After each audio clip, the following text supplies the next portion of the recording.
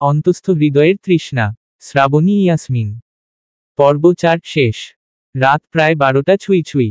জেভিয়ারের বাগানবাড়ির চারপাশ নিস্তব্ধ। শুধু দূরে ঝিঝি পোকার শব্দ আর মাঝে মাঝে বাতাসে পাতার সরসরানি। বাড়ির ভেতর মৃদু আলো, সব ঘর যেন ঘুমিয়ে আছে। অ্যালেক্স একটু পানি খেতে রুম থেকে বেরিয়ে এলো। করিডোরে হালকা আলো জ্বলছে, দেয়ালে ছায়া পড়ছে তার শরীরের। হাঁটতে হাঁটতে হঠাৎ থেমে গেল সে। আনায়ার রুমের দরজাটা আধখোলা।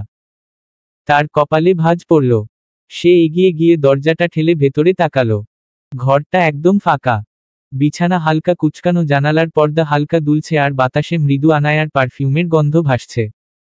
অ্যালেক্সের চোখ বড় বড় হয়ে গেল। এক মুহূর্ত দেরি না করে সে ফিরে গেল নিজের রুমে। অ্যাশলি তখন বিছানায় আধশোয়া অবস্থায় বই পড়ছিল। অ্যালেক্স দরজা খুলেই বলল, অ্যাশ, তুমি একবার আনায়ার রুমে গিয়ে দেখো তো সে ঘুমাচ্ছে কিনা। অ্যাশলি একটু অবাক হয়ে তাকালো। কেন? কিছু হয়েছে? অ্যালেক্স গম্ভীর গলায় বলল, আমি দরজাটা খোলা দেখেছি। ভেতরে কাউকে পাইনি। অ্যাশলি চমকে উঠে বইটা বন্ধ করল। তারপর ধীরে রুম থেকে বেরিয়ে গেল। আনায়ার রুমে ঢুকে সে চারপাশে তাকালো। বিছানা ফাঁকা, বালিশে কুঁচকে যাওয়া চাদর, জানালা আধখোলা। অ্যাশলি বারান্দা পর্যন্ত গিয়ে খুঁজল, কিন্তু কোথাও কেউ নেই। তার গলা শুকিয়ে এলো। সে কয়েকবার ডাকল, আপু, আপু, আপনি কোথায়? কোনো সাড়া নেই। শুধু নিঃশব্দ বাতাস আর দূরে কোনো পাখির ডানা ঝাপটানোর শব্দ। অ্যাশলি হতভম্ব হয়ে ধীরে রুম থেকে বেরিয়ে এলো। রুমে ফিরে এসে দেখল অ্যালেক্স সোফায় বসে আছে, কপালে হাত রেখে।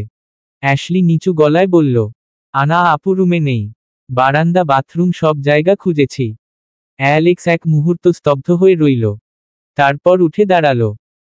কোথায় যাবে সে মাঝরাতে? সে একের পর এক রুম, করিডোর, এমনকি বাগানের পথ পর্যন্ত খুঁজে দেখল।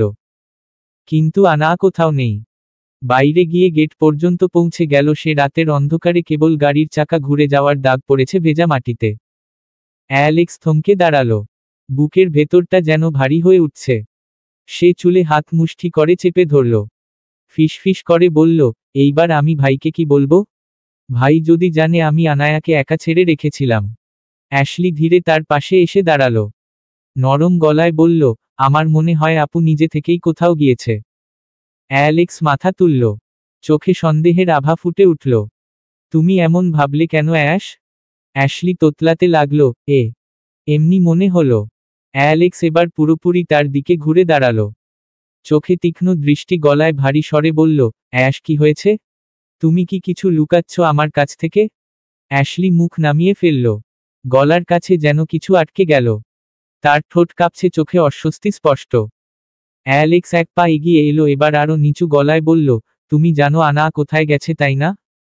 অ্যাশলি মাথা নিচু করে দাঁড়িয়ে রইল নিঃশব্দে। রাতের সেই নরম নীরবতার মধ্যে অ্যাশলির নিঃশ্বাসের শব্দ স্পষ্ট শোনা যাচ্ছে। অ্যাশলির কাঁধ কেঁপে উঠল। চোখ নামিয়ে বলল, আমি জানি না আপু কই গিয়েছে। অ্যালেক্স এবার ধীরে ধীরে তার দিকে এগিয়ে এলো। অ্যাশ, তুমি কিছু লুকাচ্ছ। কি লুকাচ্ছ তুমি? অ্যাশলি মুখ নামিয়ে ফেলল, ঠোঁট কাঁপছে। অ্যালেক্স গলা ভারী করে বলল, তুমি জানো না ভাইয়ের কত শত্রু রয়েছে এই বাড়িটা তার হলেও আশেপাশে কত চোখ লুকিয়ে থাকে তুমি জানো না? যে কোনো মুহূর্তে যা কিছু হয়ে যেতে পারে। অ্যাশলি চমকে মাথা তুলল। তার চোখে ভয় স্পষ্ট। অ্যালেক্স এবার প্রায় চিৎকার করে বলল, চুপ করে থেকো না, সত্যিটা বলো অ্যাশ। অ্যাশলি ঠোঁট কামড়ে ধরল, তারপর একটা ঢোক গিলে নিচু গলায় সকালের সম্পূর্ণ ঘটনা খুলে বলল। অ্যালেক্স শুনে স্থির হয়ে গেল। কয়েক সেকেন্ড চুপচাপ দাঁড়িয়ে থেকে ধীরে দুই হাত মাথায় রাখল। তারপর চোখ খুলে রাগে গর্জে উঠল, তুমি আমাকে এইসব আগে কেন জানাওনি ইডিয়ট? যদি কিছু হয়ে যায় তাহলে দায় কে নেবে? অ্যাশলি কেঁপে উঠল। অ্যালেক্স রেগে গিয়ে দরজার দিকে এগোলো। গেট পর্যন্ত পৌঁছে হঠাৎ থেমে গেল। তার নিঃশ্বাস ভারী হয়ে এসেছে। কয়েক সেকেন্ড পর সে আবার ফিরে এসে অ্যাশলির দিকে তাকালো। তুমি ভেতরে থাকো, দরজা লক করে দিও। কে আসলে খুলবে না? আমি যাচ্ছি। অ্যাশলি উত্তেজিত হয়ে বলল। কিন্তু আমি একা এত বড় বাড়িতে কি করে থাকব? অ্যালেক্স থেমে তাকালো তার দিকে। আনায়ার এখন বিপদ হতে পারে। ওকে খুঁজে বের করতেই হবে। তুমি একা থাকো, ভয় পেও না, আমি দ্রুত ফিরে আসব। অ্যাশলি আবার কিছু বলতে চায় কিন্তু আনায়ার বিপদের কথা ভেবে আর কিছু বলল না। আনা থমথমে মুখে বসে আছে। তার কান যেন বিশ্বাস করতে পারছে না সে সত্যিই প্রেগন্যান্ট। চোখ স্থির হয়ে আছে নিজের পেটের দিকে। এরিক্স ধীরে সামনে এসে চেয়ার টেনে বসল তার বিপরীতে। ঘরে নিঃশব্দতা ছড়িয়ে আছে, শুধু দেয়ালের ঘড়ির টিকটিক শব্দটা শোনা যাচ্ছে। সে গলা খাকারি দিয়ে বলল, অবশেষে সত্যের মুখোমুখি হয়েই গেলে তুমি। বাই দা ওয়ে, তুমি ঠিকানা পেলে কি করে বলো তো? আনা চোখমুখ শক্ত করে বলল, সেই সব আপনার না জানলেও চলবে। তবে আপনারা এত ঘৃণ্য কাজ করতে পারেন আমি কোনোদিন ধারণাও করতে পারিনিছি। এরিক্স হালকা মাথা কাত করে শব্দ করে হাসল। তার হাসিতে কেমন এক ভয়ানক প্রশান্তি মিশে আছে। চলো, সে বলল, তোমাকে আজ তাহলে একটা সত্যি কথা খুলে বলি। আনা ভ্রুকুচকে তাকালো তার দিকে। এরিক্স ধীরে বলল, তোমাকে আমি একবার বলেছিলাম যে ভাই নিজেই তোমাকে বিদায় করবে। তাই ভাই বিদায় করার আগে নিজে থেকে বিদায় হয়ে যাও। মনে আছে সেই কথা? আনা কিছুক্ষণ চুপ করে রইল, মনে পড়তেই নিজের ভ্রু সোজা করে ফেলল। এরিক্স ঠান্ডা কণ্ঠে আবার বলল, আজ তোমাকে জেভিয়ার ড্রেভেনের ঘটনা খুলে বলি। সব যেহেতু জেনেই গিয়েছ আজ আর কোনো লুকোচুরি করে লাভ নেই। একটু থেমে নিঃশব্দ কণ্ঠে উচ্চারণ করল, জেভিয়ার আমার আপন র ভাই না। আমার বড় চাচার ছেলে ছিল জেভিয়ার। ছোটবেলায় জেভিয়ারের বাবা মা গাড়ি অ্যাক্সিডেন্টে মারা যায়। জেভিয়ার তখন তাদের বাড়িতেই ছিল, তাই সে বেঁচে যায়। ঘরে আবার নেমে এলো গভীর নীরবতা। এরিক্স কিছুক্ষণ নীরব থেকে আবার বলতে শুরু করল, ওর বাবা আমাদের বর্তমান কোম্পানি ড্রেভেন কর্পোরেশনে খুব চতুরতার সাথে নিজের একটা শক্তপোক্ত অবস্থান তৈরি করে নিয়েছিল। একসময় সে আমার দাদার চোখের মণিও হয়ে উঠেছিল। আর আমার বাবা? তার সব সময় তার ভাইয়ের পায়ের নিচে পড়ে থাকত। যতই চেষ্টা করুক দাদার চোখে সেই স্থান কখনো পায়নি। এরিক্স হালকা হাসল, কিন্তু চোখের কোণে ক্ষোভের আগুন জ্বলছে। তবে ভাগ্য সব সময় একরকম থাকে না, তাই না? অ্যাক্সিডেন্টে ওর বাবা মা মারা যায় আর সেই মুহূর্ত থেকে পুরো ক্ষমতা চলে আসে আমার বাবার হাতে। সে একটু থামল, গভীর নিঃশ্বাস নিল। কিন্তু বাবার হাতে সবটা আসার পর থেকেই সবকিছু উল্টে যেতে লাগলো। ব্যবসায় লস, বাজারে বদনাম, আর দাদার পুরনো পার্টনাররা একে একে মুখ ফিরিয়ে নিতে লাগলো। বিজনেস ধীরে ধীরে নিচের দিকে নামতে শুরু করলো। এরিক্স চোখ তুলে তাকালো আনায়ার দিকে। ছোটবেলা থেকেই আমি জেভিয়ারকে দুচোখে সহ্য করতে পারতাম না। কেন পারবো বলো? সবাই শুধু ওরই সুনাম করত। সব কাজেই ওর নাম, ওর প্রশংসা, ওর সুনাম, যেন আমি ছিলাম কেবল একটা ডাস্টবিন। এরিক্সের আঙুলগুলো টেবিলের ওপর ধীরে ধীরে ঠকঠক করতে লাগলো। ওর ধূর্ত বুদ্ধিমত্তা, ওর ঠান্ডা মস্তিষ্ক, সেই সবের জন্যই একসময় এক ড্রাগ সেলার ওর সঙ্গে ডিল করতে চায়। জেভিয়ার প্রথমে রাজি ছিল না এইসব অবৈধ ব্যবসায়। কিন্তু আমার বাবাই এত টাকার লোভ সামলাতে পারেনি।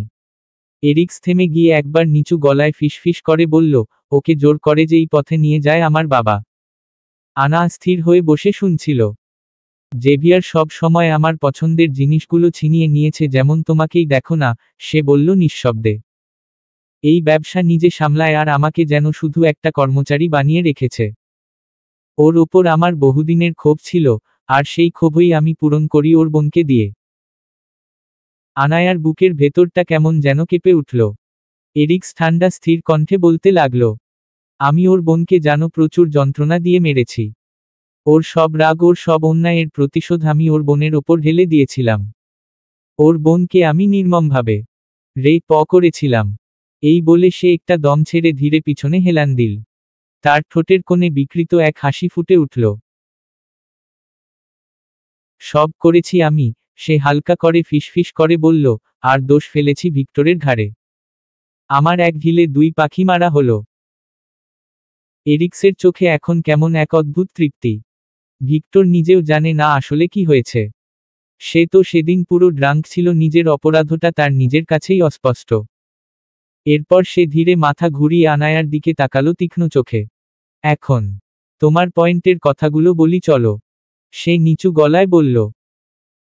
ঘরের বাতাস হঠাৎ ভারী হয়ে উঠল। আনা স্থির হয়ে তাকিয়ে রইল তার দিকে ভয় আর ঘৃণার দৃষ্টিতে। এরিক্স আবার বলতে শুরু করল, মেয়েদের ধরার কাজে সাধারণত জেভিয়ার কখনো নিজ কোনো হাত লাগায় না। মানুষের মাধ্যমে এইসব হয় চুক্তি অপারেশন কাউকে দিয়ে ব্যবস্থা করানো এইসব লোক দিয়েই করাই। জেভিয়ার আর ভিক্টরের মধ্যে সব সময় এমনই এক অদ্ভুত প্রতিযোগিতা চলে। কারণ ডিলারদের পছন্দ নির্ভর করে কত দ্রুত এবং নিরাপদভাবে তারা সাপ্লাই পৌঁছে দিতে পারে, আর যার কাছে সেটা সবচেয়ে নিখুঁতভাবে পৌঁছায় সেইজনের কাছে বেশি প্রস্তাব গড়ে ওঠে। তাই এমনও হয়েছে যদি ভিক্টর কতগুলো মেয়েকে ধরে আনত, তখন জেভিয়ার তাদের গিয়ে নাটকীয়ভাবে উদ্ধার করত যাতে পাবলিসিটি হয় তার, আর তার দিকে কখনো এইসবের নাম না ওঠে। আর হতও তাই। কতগুলো মেয়েকে বাঁচালেই খবরের কাগজে এবং নিউজ চ্যানেলে জেভিয়ার নাম চলে আসত। এতে কখনো ওর দিকে সন্দেহের তীর যেত না। তবে তোমার ক্ষেত্রে ব্যাপারটা একটু আলাদা হয়েছিল। ডেভিড একটা বড় অঙ্কের অ্যামাউন্ট জেভিয়ার আর ভিক্টর দুজনকেই অফার করে শুধু তোমাকে তুলে এনে ওর কাছে দেওয়ার জন্য। জেভিয়ার কখনোই নিজের বিপরীত পক্ষকে দুর্বল ভাবে না, ও কৌশলে, পরিকল্পনায় আর কঠোরতায় কাজ শেষ করে। তাই তোমার বেলা জেভিয়ার নিজে গিয়েছিল তোমাকে আনতে। সে শুধু পাঠিয়ে বা কাউকে দিয়ে কাজটি করলেই পারত, তবে যেহেতু এত টাকার ডিল ছিল তাই জেভিয়ার হালকা ভাবে নেয়নি ডিলটাকে, তাই সে নিজেই যাওয়ার সিদ্ধান্ত নেয়। আবার পাশাপাশি ভিক্টরও গিয়েছিল। জনের উপস্থিতি একসাথে কাহিনীকে এক অদ্ভুত মোড় দিল। তুমি নিশ্চয়ই এতক্ষণে বুঝতে পেরেছ শুরু থেকে এখন অবধি যা হয়েছে সবটাই জেভিয়ারের পরিকল্পনার অংশ। জেভিয়ারকে কখনো কোনো মেয়ের প্রতি এমনভাবে আবদ্ধ হতে দেখা যায়নি, অথচ ওই তোমাকে প্রথম দেখেই এমনভাবে বুধ হলো যে বিয়ে অবধি করে ফেলল। আর সেটা আমাদের সবার কাছে ছিল অচিন্তনীয়। প্রথমে সে বিষয়টা হালকা ভাবে নিয়েছিলাম আমরা, যেমন এটাকে শুধু একটা আরেকটি ব্যবসায়িক লেনদেন হিসেবে ভাবছিলাম। কিন্তু সময়ের সঙ্গে সঙ্গে আমরা লক্ষ্য করলাম তার মনোভাব বদলাতে শুরু করেছে। সে শুধু তোমাকে আনলো না, সে তোমাকে নিজের করে ফেলল। আমাদের কাছে এটা ছিল একেবারেই অবিশ্বাস্য। জেভিয়ার কখনোই কোনো এক মেয়ের প্রতি এমন অবশেষড হবে এটা ভাবাই যায়নি। ওই দিনের পর থেকেই পরিস্থিতি বদলে গেল। আমাদের কাছে এটা ছিল এক বড় ধরনের রহস্য। এত মাস হয়ে গেলেও জেভিয়ার এবং ভিক্টর জনই তোমাকে এনে দিতে পারছিল না। আমরা সবাই চিন্তিত ছিলাম আর এই বিষয়টাকে ব্যাখ্যা করার চেষ্টা করছিলাম। আমার ভাইয়ের মতো একজন রেড ফ্ল্যাগ মানুষ যে কোনো মেয়ের প্রতি দুর্বল হবে সে ভেবেই হাসি পেত আমার। কারণ জেভিয়ার ছিল কাজে পূজারি। কাজ আর ডিল ছাড়া কিছুই বুঝত না।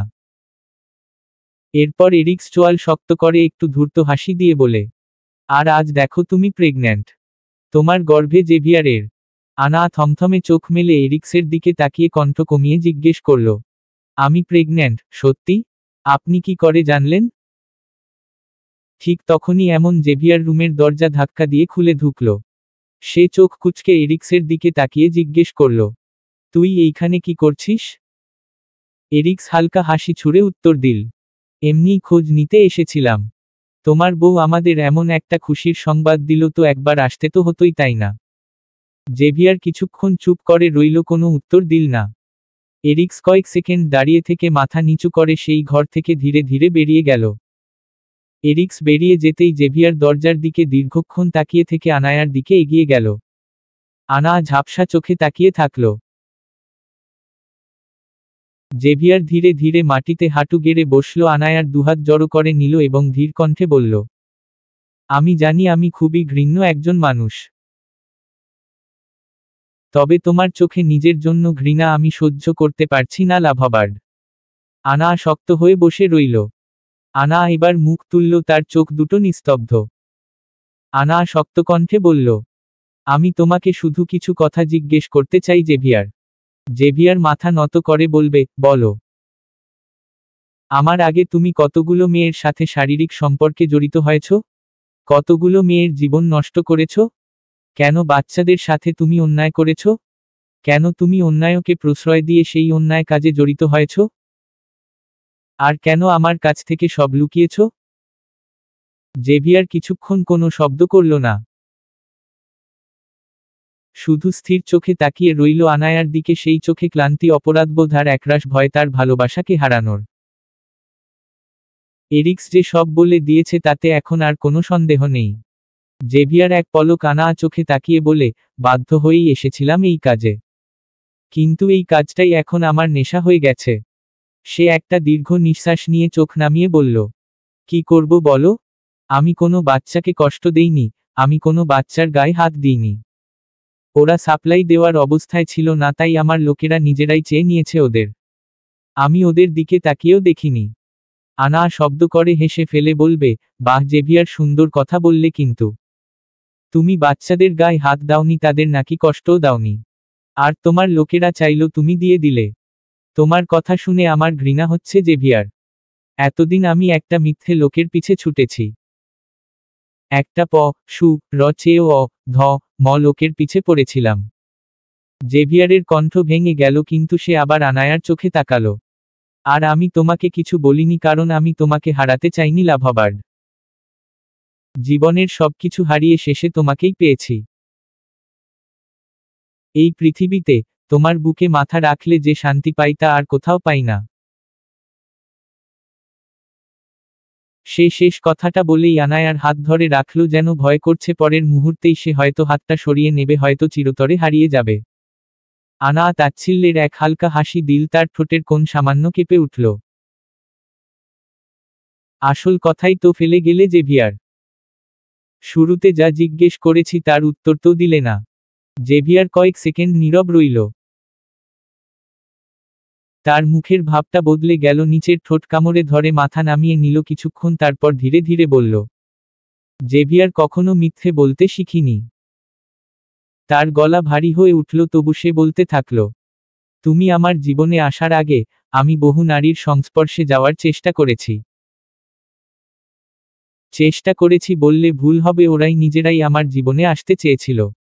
আমি হয়তো সামান্য সময় দিয়েছি, কিন্তু কখনোই বেশি দূর যেতে পারিনি। সর্বোচ্চ হয়তো তাদের সাথে একটা কিসের চেয়ে বেশি এগোতে পারিনি।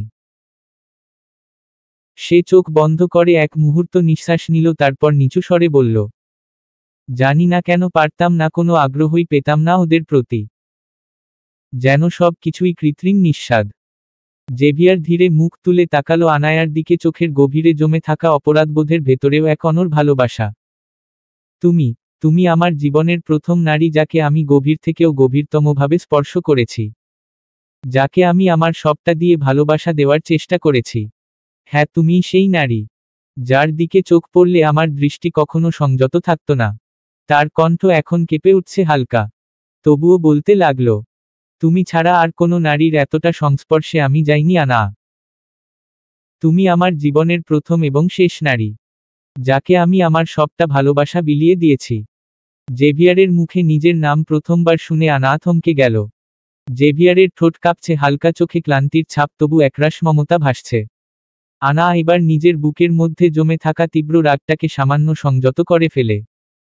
কারণ সে নিজেও ভিডিওটিতে দেখেছিল জেভিয়ার শুধু একটা কিস করেছিল, এর বেশি কিছু নয়। জেভিয়ার ধীরে তার কাছে এগিয়ে এসে আনায়াকে নিজের কাছে টেনে নেয়। তারপর আনায়ার উরুর ওপর মাথা রেখে নিচু কণ্ঠে বলে, তুমি ছাড়া আমার আপন কেউ নেই লাভবার্ড। মা, বাবা, বোন সবাইকে হারিয়ে আমি যে নিঃস্ব। আমার জীবনের গন্তব্যহীন পথের একমাত্র দিশা তুমি। আর তোমাকে হারিয়ে ফেললে সত্যি বলছি, পৃথিবীর থেকে আমার অস্তিত্ব বিলীন হয়ে যাবে। আনা স্থির হয়ে তাকিয়ে থাকে তার দিকে। তার চোখে জল ভেসে ওঠে। আনা জেভিয়ারের গালে হাত দিয়ে ঝাপসা চোখে তাকিয়ে বলে, আমার জন্য এইসব ছেড়ে দিতে পারবে তুমি জেভিয়ার? এই অন্ধকার জগৎ, এই ব্যবসা, এই ভয়ঙ্কর বাস্তবতা সব ছেড়ে আমার সাথে নতুন করে বাঁচতে পারবে? জেভিয়ার ধীরে মাথা তোলে। এইটা সম্ভব না, সে বলে নরম কিন্তু ভারী গলায়। আমি চাইলেও পারবো না। এই দুনিয়া এমনভাবে জড়িয়ে আছে আমার সঙ্গে, আমি সরে গেলে আমার জায়গায় আরেকজন আসবে। আর সে যদি আমার চেয়েও নির্মম হয়? আনা কিছুক্ষণ চুপ থেকে নিচু গলায় বলে, আমি কি সত্যি প্রেগন্যান্ট? জেভিয়ার মুচকি হেসে বলে, হ্যাঁ, তুমি সত্যি প্রেগন্যান্ট। আমি প্রেগন্যান্ট তো আমি কেন জানি না? তোমরাই বা জানলে কি করে? আনা ভ্রু কুঁচকে জিজ্ঞেস করে। জেভিয়ার ঠান্ডা ভাবেই বলতে থাকে, তখন তুমি জ্ঞান হারানোর পর ডক্টর এসে চেক আপ করেছিল তোমায়। তিনিই বলেছেন। কিছুক্ষণ নীরবতার পর জেভিয়ার কাঁপা কাঁপা হাতে আনায়ার উদর স্পর্শ করে বলে, লাভবার্ড, আমার না বিশ্বাস হচ্ছে না। আমি সত্যি বাবা হতে চলেছি। আমার অংশ এইখানে আছে। আমি এতদিন যেসব বাচ্চাদের জীবন নষ্ট করেছি, আজ অমন একটা নিষ্পাপ বাচ্চা আমারও হতে চলেছে। আনায়ার চোখ গড়িয়ে এক ফোঁটা পানি পড়ে। সে জেভিয়ারের মাথায় হাত রাখে। জেভিয়ার আনায়াকে কাছে টেনে তার উদর উন্মুক্ত করে অজস্র চুমু দিয়ে ভরিয়ে ফেলে। আনায়ার উন্মুক্ত পেটে হাত বুলিয়ে নিজের ঠোঁট চেপে ধরে ফিসফিস করে বলে, লাভবার্ড, সত্যি কি এইখানে আমার লিটল লাভবার্ড আছে? এইখানে আমার প্রিন্সেস আছে? আমি আজ এত সুখ পাই, জানো কেন? এইখানে আমার বাচ্চা আসতে চলেছে। আমি এত সুখ কোথায় রাখি বলো না লাভবার্ড? আনা হঠাৎই কেঁদে দিয়ে বলে, আমি এই বাচ্চা রাখবো না জেভিয়ার। আমি তোমার কোনো অংশকে জন্ম দিয়ে এই পৃথিবীতে আরেকটা অমানুষ তৈরি করতে চাই না। তুমি আমাকে মুক্তি দাও। মুক্তি দাও আমায়। গ্যারাজের পেছনের সেই গুপ্তকক্ষটা এখন ঘন অন্ধকারে ঢাকা। হালকা হলুদ আলোয় কক্ষের দেয়ালে ছায়া পড়েছে। অ্যালেক্স সেই কক্ষের এক কোণে বসে আছে। ঠোঁট শক্ত করে কামড়ে ধরে চোখ নিচু করে রেখেছে। তার কপালে ঘাম জমে উঠেছে, মুঠো দুটো শক্ত করে বাঁধা। নিজেকেই দোষ দিচ্ছে বারবার। আমি যদি আরো সাবধান হতাম, একটু আগে টের পেতাম, তাহলে পানি এতটা ঘোলা হতো না। তার চোখে ক্লান্তি, অপরাধবোধ একসাথে। ঘণ্টা খানেক আগে আসার পরপরই খবর পেয়েছিল আনা ইতিমধ্যেই এখানে এসেছে। আর এখন জেভিয়ার আনায়ার সাথেই অন্য কক্ষে আছে। ঘড়ির কাঁটা যেন থেমে গেছে। সময় স্থির হয়ে আছে এই নিস্তব্ধতার ভেতর। দীর্ঘ প্রতীক্ষার পর দরজার দিক থেকে পায়ের শব্দ। ভারী মাপা পদক্ষেপ। অ্যালেক্স মুখ তুলে তাকালো সেই দিকে। জেভিয়ার প্রবেশ করল। অল্প আলোয় তার বিশাল দেহের ছায়া দেয়ালে এমনভাবে পড়ল যেন কোনো অন্ধকারের দানব এগিয়ে আসছে। চোখে ক্লান্তির ছাপ, কিন্তু ঠোঁটের কোণে অদ্ভুত এক স্থিরতা। অ্যালেক্সের দৃষ্টি পরের মুহূর্তেই গিয়ে থামল তার হাতে। বাম হাতটা রক্তে মাখামাখি। রক্ত এখনো তাজা, হাত দিয়ে আঙুল গড়িয়ে মাটিতে পড়ছে সেই রক্ত। হাতের কাটা দাগগুলো এখনো ভিজে। 7টা গভীর পোঁচ, প্রতিটা যেন কারো জমে থাকা ক্রোধের চিহ্ন। চামড়া কেটে ভেতরের সাদা মাংস পর্যন্ত ফেটে আছে, যেন কেউ ইচ্ছে করেই রক্তের নিচে লুকানো হাড়ের ছায়া দেখাতে চেয়েছে। এক ঝলক তাকালে মনে হয় ওই হাতের অংশটা কেউ আলাদা করে কেটে রেখেছে, তাই বুঝি ওই অংশটুকু এইভাবে ফাঁকা হয়ে আছে। কাটা দাগটা এত ভয়াবহ যে অ্যালেক্সের বুকের ভেতর কেমন করে উঠল। সে ধীরে বলে উঠল, এই হাত কে করল ভাই? জেভিয়ার কোনো উত্তর দিল না। তার চোখ নিঃশব্দ, কিন্তু সেই নির্বতাতেই একটা ঝড় লুকানো। সে শুধু নিঃশব্দে কক্ষের ভেতর এগিয়ে এল, চেয়ার টেনে বসল অ্যালেক্সের সামনে। অ্যালেক্স তার দিকে তাকিয়ে থাকল, মুখে প্রশ্ন, মনে আতঙ্ক। জেভিয়ার নিঃশব্দে একটা সিগার জ্বালালো, ধোঁয়া ছড়িয়ে গেল হলুদ আলোয়। তার গলার স্বর নিচু, ঠান্ডা কিন্তু তীক্ষ্ণ। অনেক কিছুই আজ শেষ হয়ে গেল অ্যালেক্স। অ্যালেক্স হঠাৎ চেয়ার থেকে উঠে দাঁড়ালো। হাতের দিকেই দৃষ্টি আবদ্ধ রেখে চোখ বড় বড় করে বলল, ভাই, আপনার এই অবস্থা কে করল? রক্ত বন্ধ করতে হবে এখনই, নয়তো বড় কোনো ক্ষতি হয়ে যাবে। জেভিয়ার কোনো কথা বলল না। সে নিচের দিকে তাকিয়ে রইল, নিঃশব্দ, স্থির। ঘরের আলোয় তার ছায়া আরো ঘন হয়ে উঠল। কিছুক্ষণ চুপ থেকে ধীরে ভারী স্বরে বলল, অ্যালেক্স, জানো আমার বাচ্চা আসতে চলেছে? অ্যালেক্স অবাক হয়ে তাকিয়ে রইল। জেভিয়ারের কণ্ঠে কোনো রাগ নেই, বরং এক অদ্ভুত শান্তি। জেভিয়ার আবার বলল, মুখে একরাশ তিক্ত হাসি ফুটে উঠল, আমি বাবা হতে চলেছি। আমার লাভবার্ড প্রেগন্যান্ট। তার চোখে যেন অন্ধকারের মধ্যেও একটুখানি আলো জ্বলে উঠল। যতবারই এই কথা মনে হয়, ততবারই আনন্দের ঢেউ এসে ভাসিয়ে নিয়ে যায় আমাকে। সে থামল এক মুহূর্ত। সিগারেটের ধোঁয়া হালকা কুয়াশার মতো বাতাসে ভেসে গেল। তারপর ঠোঁটের কোণ শক্ত করে বলল, কিন্তু আমার লাভবার্ড, আমার বাচ্চাকে এই পৃথিবীতে আসতে দিতে চায় না অ্যালেক্স। তার চোখে এবার এক প্রকার দহনের জ্বালা স্পষ্ট হয়ে উঠল। সে হতাশ স্বরে বলল, ও আমাকে ছেড়ে চলে যেতে চায়। ও ভাবে আমার মতো অমানুষ জানোয়ারের সন্তানের জন্ম হওয়া উচিত না। অ্যালেক্সের বুকটা হঠাৎ কেমন করে উঠল। জেভিয়ারের কথা যেন তার বুকের ভেতর ঢুকে যাচ্ছিল ধীরে ধীরে। তার মনে প্রশ্ন জেগে উঠল, এই মানুষটার জীবনে যা ঘটছে, সেটার ছায়া কি আমার জীবনেও পড়বে? তারও তো একটা ভালোবাসা আছে, তার অ্যাশ, তার রেড চেরি। সে কি একদিন ভুল বুঝবে, দূরে সরে যাবে? অ্যালেক্স নিঃশব্দে চেয়ে রইল জেভিয়ারের দিকে। জেভিয়ার হঠাৎ গভীর নিঃশ্বাস ফেলল। অ্যালেক্স, আমি এত অপরাধবোধে ভুগছি কেন বলতে পারো? তার গলায় নিস্তব্ধতার মধ্যে জমে থাকা এক যন্ত্রণার রেশ ফুটে উঠল। আমার অপরাধগুলো আজ আমার শ্বাসরোধ করে দিতে চাইছে। অ্যালেক্সের বুক কেমন ভারী হয়ে উঠল। সে দ্রুত বলল, ভাই আপনি বসুন আগে, আমি মেডিসিন কিটটা নিয়ে আসি। হাতটা ব্যান্ডেজ করতে হবে এখনই। জেভিয়ার হঠাৎ এক তাচ্ছিল্যের হাসি দিল। সেই হাসিতে কষ্ট, অবজ্ঞা আর এক ফোঁটা বিদ্রূপ মিলেমিশে রয়েছে। সে ধীরে ধীরে শার্টের বোতাম খুলে ফেলল। কাপড়টা নামতেই অ্যালেক্সের নিঃশ্বাস থেমে গেল। জেভিয়ারের বুক জুড়ে গভীর ক্ষতচিহ্ন। বুকের বা পাশে হাতের মতোই কেটে ফালা ফালা করা। রক্ত জমে কালচে হয়ে আছে, তবু চামড়ার নিচে তাজা লাল রেখাগুলো স্পষ্ট। অ্যালেক্স আঁতকে উঠল। ভাই, এ কি করেছেন আপনি? জেভিয়ার কোনো উত্তর দিল না। শার্টটা মাটিতে ছুঁড়ে ফেলে চেয়ারে হেলান দিয়ে বসল। তার নিঃশ্বাস ভারী হয়ে উঠছে। সে একবার কাটা হাতের দিকে তাকালো, তারপর বুকের ক্ষতের ওপর হাত রাখল। তার আঙুলে রক্ত লেগে গেল আর সেই রক্ত মিশে গেল ঘামের সাথে। কাপা কণ্ঠে বলল, আমার এইখানে অনেক ব্যথা হচ্ছে অ্যালেক্স। তার গলা ধরে আসছে, যেন প্রতিটা শব্দ বুকের গভীর থেকে ছিঁড়ে বেরিয়ে আসছে। মনে হচ্ছে আমি আমার হৃদয়টাকে বুক চিরে বের করে ফেলছি, সব হারিয়ে ফেলছি আমি অ্যালেক্স। অ্যালেক্স পাথর হয়ে গেল।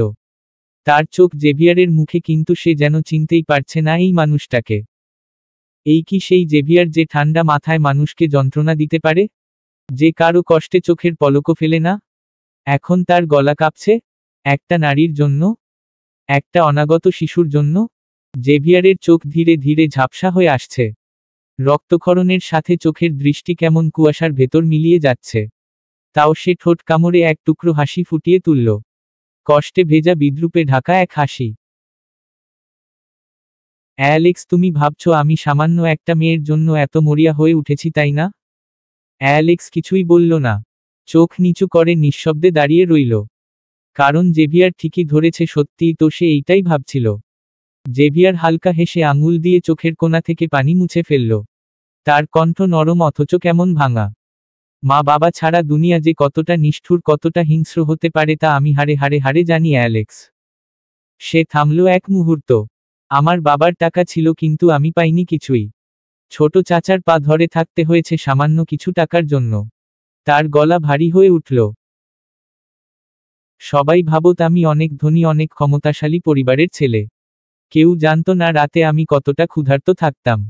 সে হালকা হেসে নিচু স্বরে যোগ করল, ছেলে মানুষ হয়েও খাবার খেতে বসে চোখ ঝাপসা হয়ে যেত। ক্ষুধায় না, কষ্টে। অ্যালেক্স নির্বাক হয়ে শুনছে। ঘরের হালকা আলোয় জেভিয়ারের মুখটা অদ্ভুত লাগছে। এইসব কাজে আমি কখনো আসতে চাইনি, জেভিয়ার বলল ধীরে। আমার চাচাই আমাকে টেনে এনেছিল এই জগতে। তার কথা না শুনে যেতেই বা কোথায় পারতাম? সে একটু থামল। তারপর ঠোঁট শক্ত করে ফেলল। প্রথম প্রথম খুব কষ্ট হতো জানো। ছোট ছোট মেয়েগুলোকে কাঁদতে দেখলে বুকের ভেতর আগুন ধরত। মনে হতো পালিয়ে যাই, সব ছেড়ে দিই। একটা শ্বাস নিয়ে সে নিচু স্বরে যোগ করল, কিন্তু ধীরে ধীরে সব কষ্ট, সব গ্লানি সহ্য করতে করতে আজ এমন জায়গায় এসে দাঁড়িয়েছি, যেখানে অন্যের চিৎকার শুনে আমি শান্তি পাই, অন্যের চোখের পানি দেখে আমি তৃপ্ত হই। অ্যালেক্স চুপ করে বসে রইল। তার মাথার ভেতর কেবল একটা প্রশ্ন ঘুরপাক খাচ্ছে। এই মানুষটা কি সত্যিই অপরাধী, নাকি দুনিয়া ওকেই এমন করে বানিয়েছে? জেভিয়ারের প্রতিটা শব্দ যেন তার কানে নয়, বুকের ভেতরে বাজছে। সে কোনোদিনও জেভিয়ারকে এমন অবস্থায় দেখেনি। এই মানুষটা তো সব সময় শক্ত, ঠান্ডা, ভয়ঙ্কর ছিল। আজ তার সামনে বসে আছে ভাঙা, বিধ্বস্ত এক মানুষ। অ্যালেক্স নিঃশব্দে জেভিয়ারের কাঁধে হাত রাখল। তার উষ্ণ স্পর্শে জেভিয়ার মুখ তুলে তাকালো, তারপর হালকা এক হাসি দিল, ব্যঙ্গ মিশ্রিত। সান্ত্বনা আসছে আমাকে দেখে, তাই না অ্যালেক্স? অ্যালেক্স কিছু বলল না, কিন্তু চোখের চাহনিতেই বোঝা গেল, হ্যাঁ, এমন জেভিয়ার সে কখনো ভাবেনি। জেভিয়ার ঠোঁট চেপে একটা ছোট্ট নিঃশ্বাস ফেলল, তারপর নিচু স্বরে বলল, আমি জানি আমি আমার ব্যক্তিগত জিনিসগুলো নিয়ে অনেক ওভার পসেসিভ, কিন্তু আনায়াকে আমি সত্যি ভালোবাসি অ্যালেক্স। আমারও মন আছে তো। সেই মনে রাজত্ব করছে আমার লাভবার্ড। একটু থেমে গিয়ে জেভিয়ার আবারও বলল, আমি ওকে ছাড়া সত্যিই বাঁচতে পারবো না। ভালোবাসা কাকে বলে মা বাবা চলে যাওয়ার পর ভুলেই গিয়েছিলাম। যত্ন কি জিনিস সেইটাও জানতাম না। জেভিয়ারের গলার স্বর এখন কাঁপছে। ও একমাত্র নারী যে আমার মরুভূমির মতো শূন্য মনে আবার ফুল ফোটাতে পেরেছে। অ্যালেক্স। তার চোখে হঠাৎ একরাশ বেদনা জমে উঠল। কিন্তু আমার অতীতের জন্য, আমার করা ভুলগুলোর জন্য আমি ওকেও হারাতে চলেছি। সে ফিচেল হেসে বলল, হায়, কি জীবন আমার, তাই না বলো? যে জিনিসটা আমি সবচেয়ে আগলে রাখি, দিন শেষে সেইটাকেই হারিয়ে ফেলি। অ্যালেক্স চেয়ে রইল জেভিয়ারের দিকে। অ্যালেক্স কিছুক্ষণ চুপ থেকে ধীরে বলল, ভাই, আপনি এইসব ছেড়ে দিন। নিজের মতো করে একটা আলাদা জীবন গুছিয়ে নিন। জেভিয়ার মৃদু হেসে মাথা নাড়ল। সম্ভব না অ্যালেক্স। তার গলা ধীরে ধীরে নিচু হয়ে গেল। এই পাপের অপরাধবোধ আমি আমার মৃত্যুর আগ পর্যন্ত বয়ে বেড়াবো। প্রতিটা মুহূর্তে মনে হয় যে অন্যায়গুলো আমি সেই বাচ্চাগুলোর সঙ্গে করেছি, ঠিক সেরকম কিছুই হয়তো আমার বাচ্চার সাথেও হবে, তাই না? অ্যালেক্সের বুকটা কেমন চেপে এল। সে একটু এগিয়ে বলল, ভাই, এত ভাবছেন কেন ভবিষ্যৎ নিয়ে? আপনি তো স্বেচ্ছায় এইসবে জড়িত হননি। আপনি একবার ভাবির সাথে কথা বলেই দেখুন। ভাবি আপনাকে অনেক ভালোবাসেন, তিনি বুঝবেন। আপনি এই অন্ধকার জগৎটা ছেড়ে দিন। সব ঠিক হয়ে যাবে। অ্যালেক্স জোর দিয়ে বলল। সৃষ্টিকর্তার কাছে মন থেকে ক্ষমা চাইলে তিনি তো মাফ করে দেন, আর আমরা সামান্য মানুষ, তাই না? জেভিয়ার ধীরে চোখ তুলে তাকালো অ্যালেক্সের দিকে। চোখ দুটি নিস্তেজ, তবু গভীর, কোনো উত্তর নেই সেখানে, শুধু এক অজানা শূন্যতা। সে কিছু বলল না, শুধু তাকিয়ে রইল নিঃশব্দে। একটা অন্ধকার ঘরে ল্যাপটপের স্ক্রিনে আলো জ্বলছে। ডেভিড আর এরিক্স আধা বসা ভঙ্গিতে সামনে বসে আছে। টেবিলে আধখালি বোতল ছড়ানো গ্লাস আর বাতাসে গন্ধ ছড়ানো দামি হুইস্কি। আজ তাদের মুখে হাসি, চোখে মদের নেশা। এরিক্স সিগারেট ধরিয়ে হেসে বলল, আজ তো আমাদের জন্য খুবই আনন্দের দিন, পার্টনার। ডেভিড গ্লাসে আবারও মদ ঢালল। তুমি ঠিক বলেছ, যে দিনটা এতদিন চেয়েছিলাম, মনে হচ্ছে সেটা আসতে চলেছে। ল্যাপটপের স্ক্রিনে তখন লাইভ ফিডে দেখা যাচ্ছে জেভিয়ারের বাগান বাড়ি। আলোর ছটা ছায়া, বারান্দা, গাছপালা, সবকিছু স্পষ্ট। হঠাৎই এরিক্স থেমে গেল। তার চোখ সরু হয়ে এলো, মুখের হাসিটা মিলিয়ে গেল। ওইটা, ওইটা দেখো, সে আঙুল তুলে বলল। বারান্দায় কিছু একটা নড়ল। ভিডিও পজ করো। ডেভিড একটু অবাক হলেও নির্দেশ মেনে ভিডিও পজ করল। এরিক্স স্ক্রিনের দিকে ঝুঁকে পড়ল। জুম করো আর একটু। ডেভিড জুম করতেই ফ্রেমের ভেতর স্পষ্ট হলো একটা ছায়া, বারান্দার অন্ধকারে দাঁড়িয়ে থাকা এক মানুষের অবয়ব। এরিক্সের ঠোঁটের কোণে এক বিকৃত হাসি ফুটে উঠল। আরে হো, এই ডাম্পোস্টারটা এইখানে লুকিয়ে আছে। তার চোখে জ্বলে উঠল পুরনো ক্ষোভ। ওর জন্য কত জায়গায় খুঁজেছি আমি, কত ঝামেলা পোহাতে হয়েছে জানো। আজ আজ আমি নিজেই ওর খবর নিচ্ছি। এই বলেই সে চেয়ার সরিয়ে দাঁড়িয়ে গেল। ডেভিড একটু দ্বিধায় পড়ল। এই সময় যাচ্ছ নাকি? এখন তো। চুপ থাকো, এরিক্স গর্জে উঠল। চলো আমার সাথে। এবার এই খেলাটার শেষ টানার সময়। ডেভিডও কিছু না বুঝে তার পিছু নিল। ল্যাপটপের স্ক্রিনে তখনও স্থির হয়ে আছে সেই ফ্রেম। বারান্দায় দাঁড়িয়ে থাকা ছায়ামূর্তি, যাকে দেখে দুটো নেশাগ্রস্ত চোখ এখন আগুনে ঝলমল করছে। 10 মিনিটের ড্রাইভিং শেষে কালো গাড়িটা এসে থামল জেভিয়ারের বাগানবাড়ির গেটের সামনে। নীরব রাত, আকাশে ম্লান চাঁদ, চাঁদের আলোয় গেটের উপরে ঝলমল করছে স্টিলের নেইম প্লেট। মিস্টার এবং মিসেস ড্রেভেনামরিয়া। বাড়িটা নিস্তব্ধ। দূর থেকে মনে হচ্ছে যেন কেউ নেই ভেতরে। হাওয়ায় পাতার মৃদু শব্দ। আর সেই নির্জনতায় এরিক্সের ঠোঁটে ফুটে উঠল বিকৃত এক হাসি। এই তো, সে ফিসফিস করে বলল। ডেভিড কিছু না বলে তার পিছু নিল। জন ধীরে ধীরে বাগানবাড়ির দিকে এগোতে লাগলো। চাঁদের আলোয় তাদের ছায়া লম্বা হয়ে পড়ল ঘাসের উপর। ঠিক তখনই নীরবতা ভেদ করে তীক্ষ্ণ শব্দে ভেসে এলো ঘেউ ঘেউ শব্দ। টাইসন আর ভেনম, জেভিয়ারের বিশ্বস্ত দুই পাহারাদার কুকুর, বাগানের দিক থেকে ছুটে এলো তাদের দিকে। এরিক্স কপালের পাশটা টিপে ধরল। তার মাথা এখনো ঘোরাচ্ছে, মদের প্রভাব মিলেমিশে বিরক্তি বাড়িয়ে তুলছে তার ভেতরে। টাইসন এগিয়ে আসতেই এরিক্স মাটির দিকে সামান্য ঝুঁকে জুতার পাশের ভেতর থেকে একটা ছোট ছুরি টেনে বের করল। এরিক্স নিঃশব্দে ছুরিটা ছুঁড়ে দিল সামনের দিকে। লোহার ঝলক চাঁদের আলোয় একবার ঝিকিমিকি করে উঠল আর পরমুহূর্তেই টাইসনের ঘাড় বরাবর গভীরভাবে ঢুকে গেল সেটা। রক্তের গরম ছিটা পড়ল ঘাসে। টাইসন গোড়গোড় শব্দ করে মাটিতে লুটিয়ে পড়ল। ঠিক তখনই ভেনম গর্জে উঠল। তার চোখ লাল হয়ে উঠেছে ক্রোধে। সে হঠাৎ ছুটে এলো দ্রুত গতিতে। এরিক্স সামলে উঠার আগেই কুকুরটা ঝাঁপিয়ে পড়ল তার ওপর। এরিক্স চিৎকার করে উঠল। ভেনমের ধারালো নখ তার হাতের চামড়া ছিঁড়ে ফেলছে, রক্ত ঝরছে ফোয়ারার মতো। এরিক্স মরিয়া হয়ে কুকুরটাকে ঠেলতে চেষ্টা করছে, কিন্তু ভেনম তার গায়ে দাঁত বসিয়ে দিয়েছে ইতিমধ্যেই। রক্তকাদা চাঁদের আলো সব মিশে এক ভয়াবহ দৃশ্য তৈরি করেছে। ডেভিড পেছনে থেকে চিৎকার করে উঠল, এরিক্স নড়ো না। সে কি করবে বুঝতে পারছে না। তার হাত কাঁপছে, নিঃশ্বাস অগোছালো। ভয় আর আতঙ্ক মিলে মাথা ঘুরছে। শেষমেশ এক ঝটকায় সে কোমর থেকে বন্দুকটা বের করল। এরিক্স চিৎকার করে উঠল, শুট করো এখনই। বন্দুকের শব্দে চারদিক কেঁপে উঠল। চাঁদের আলোয় ধোয়ার হালকা রেখা দেখা গেল। ভেনমের দেহ নিস্তেজ হয়ে মাটিতে লুটিয়ে পড়ল, রক্ত ছিটকে পড়ল এরিক্সের মুখে। ডেভিডের হাতে বন্দুকটা এখনো কাঁপছে। তার চোখে আতঙ্ক, আর কানে ভেসে আসছে কুকুর দুটো মৃতদেহের চারপাশে ঝিঝি পোকার অদ্ভুত নীরব গুঞ্জন। এরিক্সের মুখে ফুটে উঠল ভয়ঙ্কর এক বিকৃত হাসি। হাতের আঁচড় থেকে রক্ত গড়িয়ে পড়ছে, কিন্তু সে যেন কিছুই টের পাচ্ছে না। ধীরে ধীরে উঠে দাঁড়ালো, ভারী নিঃশ্বাস নিচ্ছে। চাঁদের আলোয় তার মুখটা যেন আরো ভয়ঙ্কর লাগছে, ঠোঁটে সেই শিকারীর হাসি। ডেভিড কিছু বলতে যাচ্ছিল, কিন্তু এরিক্স ইতিমধ্যেই এগিয়ে গেছে বাড়ির মূল দরজার দিকে। বাড়িটা নিস্তব্ধ, শুধু তার দরজা নক করার শব্দ চারপাশে প্রতিধ্বনিত হচ্ছে। বেশ কিছুক্ষণ পর ভেতর থেকে আসছে পায়ের আওয়াজ। ধীরে ধীরে দরজার কাছে এসে থামল সেই পদচারণা। দরজাটা হালকা শব্দে খুলতেই এরিক্স দেখল দরজার ওপাশে অ্যাশলি দাঁড়িয়ে আছে। অ্যাশলির চোখ বড় হয়ে ঠোঁট কেঁপে উঠল। তুমি। এরিক্স হেসে মাথা কাত করল। রক্তমাখা হাতটা দরজার পাশে ঠেস দিয়ে দাঁড়ালো। অ্যাশলি এক পা পিছিয়ে গেল।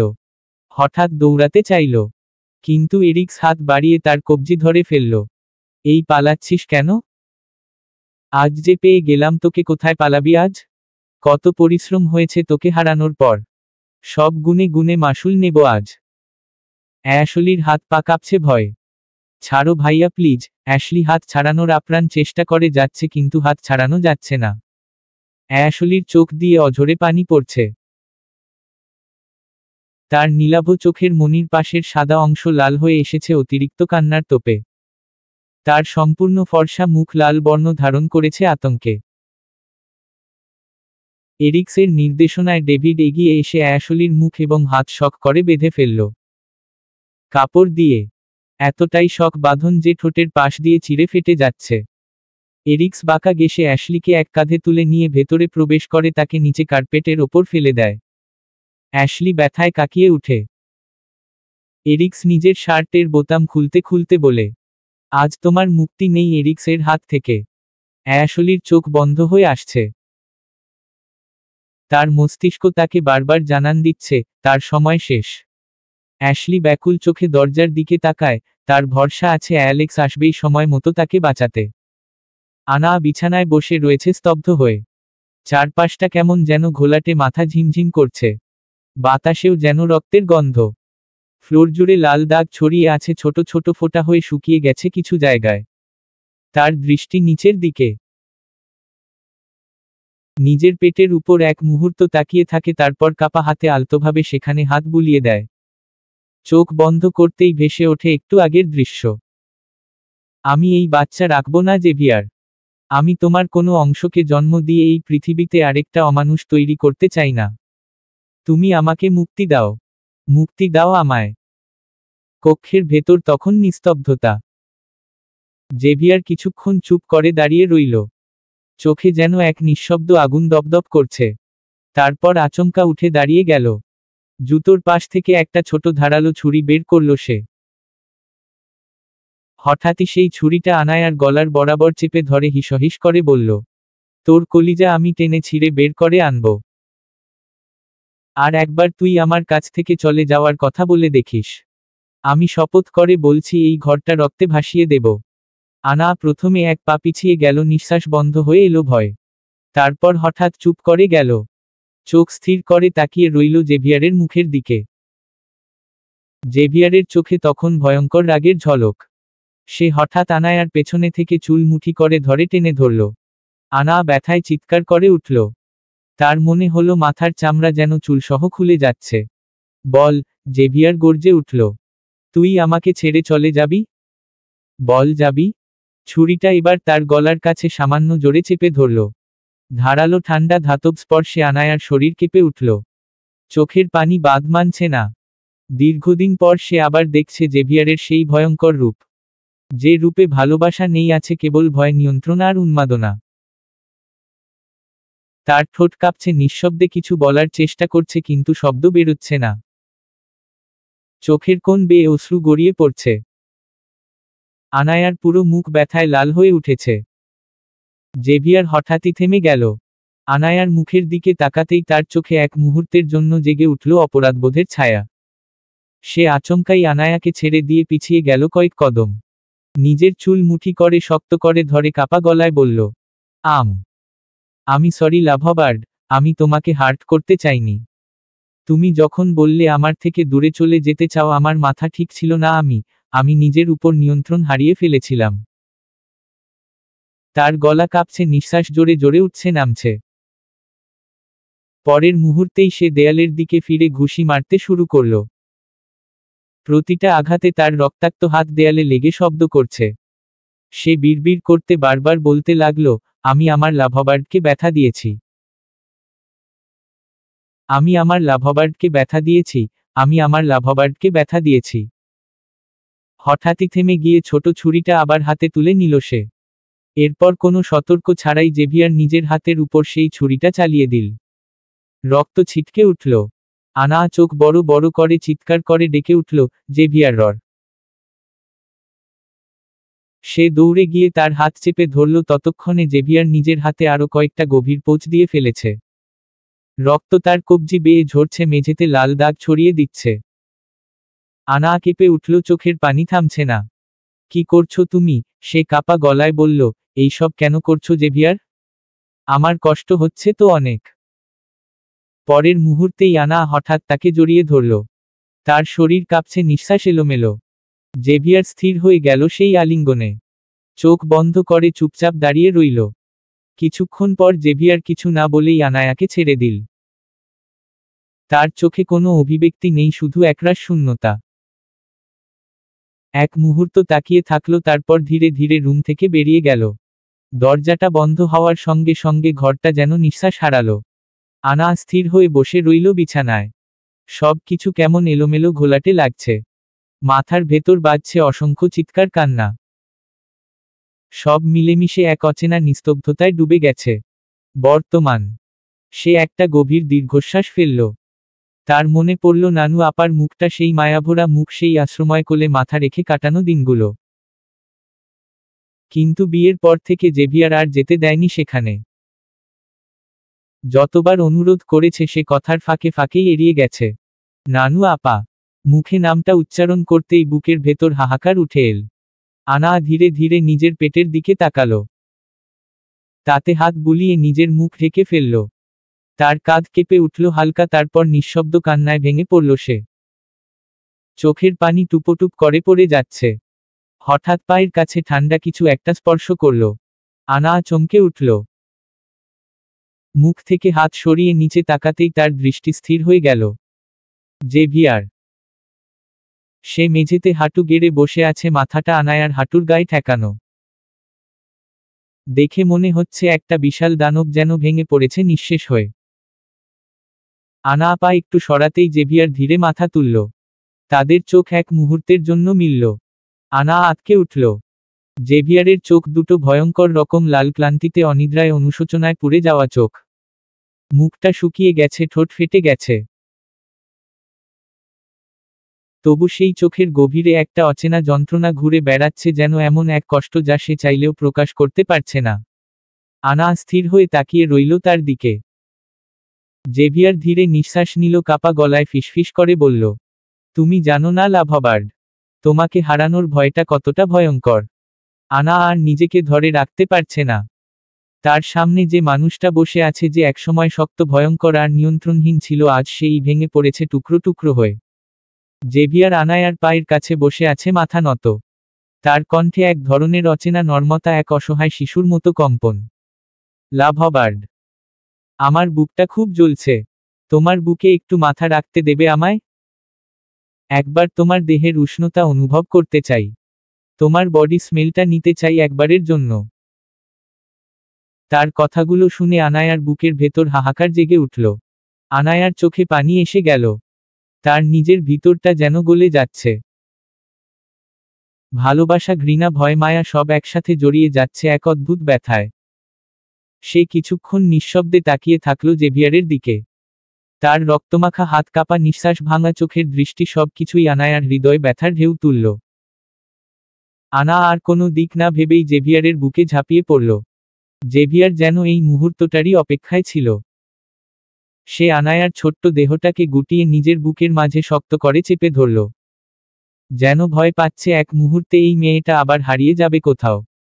তারপর ধীরে ধীরে জেভিয়ার আনায়ার কপালে, চোখে, গালে, ঠোঁটে, পুরো মুখ জুড়ে একের পর এক চুম্বনে ভরিয়ে দিল। তার ঠোঁটে যেন দুঃখ, অপরাধবোধ আর ভালোবাসা একসাথে গলে যাচ্ছে। আনা চোখ বন্ধ করে নিঃশব্দে কেঁপে উঠল। তার চোখ বেয়ে গড়িয়ে পড়ল এক ফোঁটা শান্তির অশ্রু। কয়েক মিনিট পর আনা ধীরে জেভিয়ারের চোয়ালে হাত রাখল। সে নরম কণ্ঠে বলল, তোমার সব ভুল, সব পাপ আমি ক্ষমা করতে প্রস্তুত জেভিয়ার। চলো না, আমরা সবকিছু নতুন করে শুরু করি।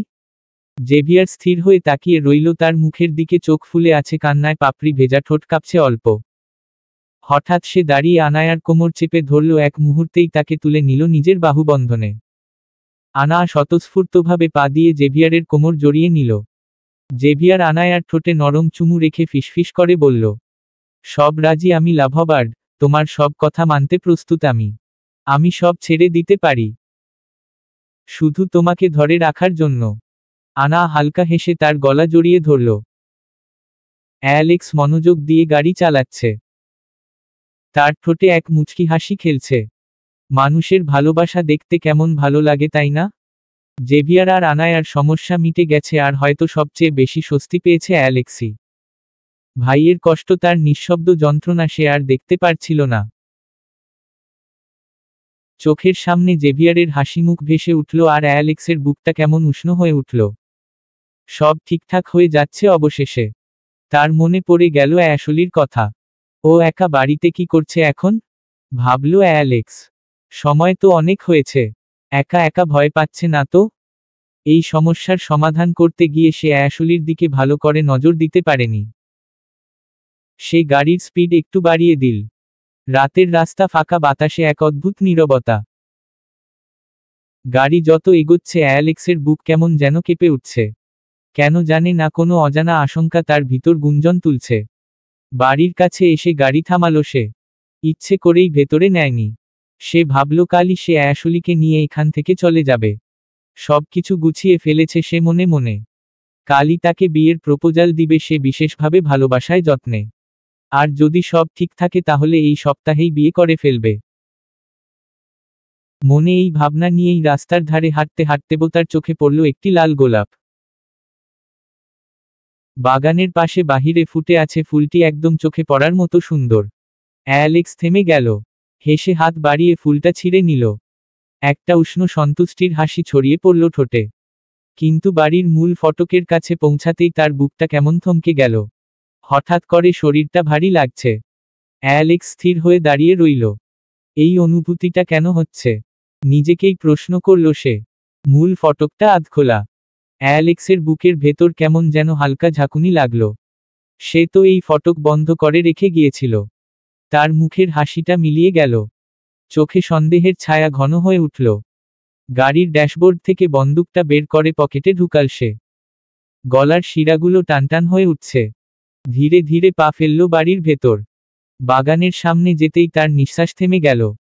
টাইসন আর ভেনম, দুই পাহারাদার কুকুরের নিথর দেহ পড়ে আছে মাটিতে। তাদের চারপাশে শুকিয়ে যাওয়া রক্তের দাগ। অ্যালেক্সের চোখের সামনে ভেসে উঠল অ্যাশলির হাসিখুশি মুখটা, সেই মায়ামো চোখ, দুষ্টুমি ভরা হাসি। এক মুহূর্তে বুকটা ভারী হয়ে উঠল। না, না, এটা হতে পারে না, নিজের মুখেই বিড়বিড় করল সে, তারপর দৌড়ে গেল বাড়ির ভেতরে। দরজাটা ভেজানো ছিল। অ্যালেক্স হাত বাড়িয়ে ঠেলতেই দরজাটা ধীরে খুলে গেল। আর পরের মুহূর্তে তার পায়ের তলার মাটি যেন সরে গেল। চারপাশের দুনিয়া দুলে উঠল। চোখের সামনে যা দেখছে তা যেন বিশ্বাস করা যায় না। তার হাত থেকে গোলাপটা ছিটকে পড়ে গেল মেঝেতে। লাল পাপড়িগুলো ছড়িয়ে গেল চারদিকে। অ্যালেক্সের পা আর এগোচ্ছে না। সেই জায়গাতেই যেন জমে গেল সে। চোখে স্থির ভয়ে বুকের ভেতর ঝড়। তার সামনে অ্যাশলি, যার ছোট্ট দেহটা পড়ে আছে মেঝেতে ক্ষতবিক্ষত রক্তে ভেজা নিস্তব্ধ। তার গায়ের বুকের অংশ উন্মুক্ত হয়ে আছে। তার স্তনের প্রান্ত কেটে ফেলা হয়েছে এবং সেই বুকের কাটা স্থানে শুকনো মরিচ এবং লবণ মিশিয়ে লাগানো। পেটে, বুকে, গলায়, ঘাড়ে ছুরি দিয়ে পোঁচানো হয়েছে। সেই সব জায়গায়ও একইভাবে মরিচ গুঁড়ো ও লবণ লাগানো।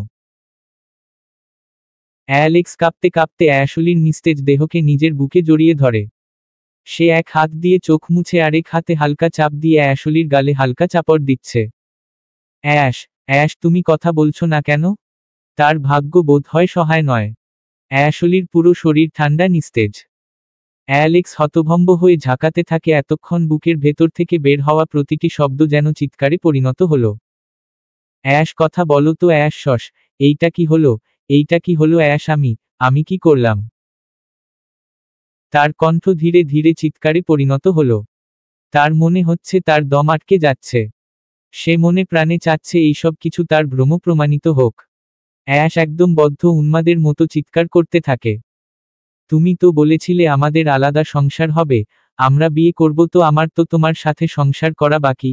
অ্যাশ, আমি কি করব? অ্যালেক্স কাঁদতে কাঁদতে অ্যাশলিকে আরো শক্ত করে চেপে ধরে। হাতের প্রতিটি স্পর্শ যেন বলতে চাইছে, আমি তোমাকে হারাতে পারবো না, তুমি আমার সবকিছু। তার কণ্ঠের ভাঙা সুরে ঘরে নিস্তব্ধতা ভেসে আসে। চোখের পানি তার গাল ভিজিয়ে ফেলছে আর হৃদয় যেন চূর্ণবিচূর্ণ হয়ে গেছে। অ্যালেক্স অ্যাশলিকে পাজাকোলে তুলে দাঁড়াতে চায়। কিন্তু হায়, তার শরীরও আজ তার সাথ দিচ্ছে না। তার পা ভেঙে পড়ে যাচ্ছে। অ্যালেক্স গগনবিদারী চিৎকার দিয়ে বলে, কেন এই নিয়তি আমাদের? আমি ওকে ছাড়া বাঁচব কি করে? অ্যাশ, আমি তোকে ছাড়া বিশ্বাস কর থাকতে পারবো না। আহ, আমি মরে যাচ্ছি তো। আমি মরে যাচ্ছি। আমার কলিজার সাথে এ কি হলো? কেন ওরে এত কষ্ট দিল? কেন? ওরা আমার কলিজাটা ছিঁড়ে নিয়ে গেল রে। ভোরের কুয়াশা জমে আছে ঢাকা শহরের ঘনগভীর গলিতে। সূর্য ধীরে ধীরে আকাশের কিনারা ছাড়তে চাইছে আর বাতাস কাঁপাচ্ছে দৃষ্টিশূন্য শীতের আঙিনায়। শিশিরের ছোট ছোট বিন্দু গাছপালার পাতা থেকে ঝরে মাটিতে লুকোচুরি খেলে। চারপাশে সবকিছু নিঃশব্দ, যেন এই মুহূর্তটাই কেবল তার নিজের অচেনা ও স্বপ্নময়। কুয়াশা ভেদ করে বিএমডব্লিউ গাড়িটা তীব্র গতিতে ছুটছে। হাওয়ার মধ্যে শীতের ঝাপটা মিশেছে, বাতাস ঠেসে দিচ্ছে চেহারায়। আনা চলে আসার পর দীর্ঘ 6 বছর পর জেভিয়ার বাংলাদেশের মাটিতে পা রেখেছে। গাড়ির পাশের সিটে ভিক্টর বসে সিগারেট ফুঁকছে, মাঝে মাঝে আবার সেইটা জেভিয়ারের বাড়িয়ে দিচ্ছে। জেভিয়ার একবার টান দিলেই ধোঁয়া তার মুখের কাছ দিয়ে মিশে যাচ্ছে। এই 6 বছর ধরে আনায়ার অনুপস্থিতিতে তারা দুজনই একসাথে আবার এক অদ্ভুত বন্ধুত্বের সমীকরণে বাধা পড়েছে। আনা সেদিন জেভিয়ারকে ক্ষমা করেছিল ঠিকই, কিন্তু তার অন্তরের গভীর থেকে পারেনি ভুলে যেতে সেই ভয়ঙ্কর অন্যায়গুলো। ভালোবাসা আর ঘৃণার মাঝখানে দুলতে থাকা তার হৃদয় শুনতে পেত সেই বাচ্চাগুলোর আর্তনাদ, তাদের কান্না, তাদের নিরীহ চোখের ভয়ের ছায়া। মাঝে মাঝে মনে হতো যদি তার নিজের সন্তানদের সাথেও এমন কিছু ঘটে। সেই চিন্তাতে মাথায় আনলেই বুকটা কেঁপে উঠত। তাই সেদিন আনা এক কঠিন সিদ্ধান্ত নিয়েছিল। জেভিয়ার যেন তার গর্ভে জন্ম নেওয়া সন্তানের মুখ না দেখে। তার শাস্তি হবে বেঁচে থেকেও বিচ্ছিন্ন থাকা তাদের থেকে। নিজের সন্তানদের অস্তিত্ব জেনেও ছুঁতে না পারা, জানতে না পারা তাদের কণ্ঠস্বর, তাদের প্রথম হাঁটা, প্রথম হাসির গল্প। ওদের জন্মের পর 5 বছর জেভিয়ার আনা কিংবা বাচ্চাদের কোনো খোঁজ রাখতে পারবে না। কোনো যোগাযোগ নয়, কোনো বার্তা নয়, একবারের জন্যও না। এটাই হবে তার পাপের শাস্তি। জেভিয়ার তখন সম্পূর্ণ স্তব্ধ হয়ে গিয়েছিল। সে জানত আনা তার হৃদয়ের সব ভালোবাসা দিয়ে এই যন্ত্রণা বেছে নিয়েছে। আর জেভিয়ার নিজের অপরাধের প্রায়শ্চিত্ত হিসেবে সেটাই মাথা পেতে গ্রহণ করেছিল। সেই দিন থেকেই সে পরিবর্তন করে। জেভিয়ার আর কোনো অনৈতিক কাজে জড়ায়নি, না কোনো রত, না কোনো সহিংসতা, সবকিছু থেকে নিজেকে দূরে সরিয়ে রেখেছে। কিন্তু এক জিনিসে সে হেরে গিয়েছিল, তা হলো সিগারেট। আনায়ার অনুপস্থিতিতে তার ভেতরের যন্ত্রণা নিভানোর একমাত্র উপায় হয়ে উঠেছিল এই নেশা। এমনও দিন গেছে যখন সে টানা 24 ঘন্টায় 15 প্যাকেট সিগারেট শেষ করেছে। ধোঁয়ার ভেতর ডুবে সে ভুলে থাকতে চাইত নিজের অপরাধ, নিজের একাকিত্ব আর সেই মেয়েটার অনুপস্থিতি যাকে সে ভালোবেসেছিল জীবনের থেকেও বেশি। আজ এত বছরের অপেক্ষার অবসান হলো। দীর্ঘ 6 বছরের নীরব প্রতীক্ষার পর জেভিয়ারের বুকের মধ্যে অদ্ভুত এক কাঁপুনি কাজ করছে। তার সময়জ্ঞান ভুল না হয়ে থাকলে আজ 5 বছর পূর্ণ হলো তার সন্তানের। বাইরে এখনো সূর্য মামার দেখা মেলেনি, কিন্তু ঘড়ির কাঁটা 6টা পেরিয়ে গেছে।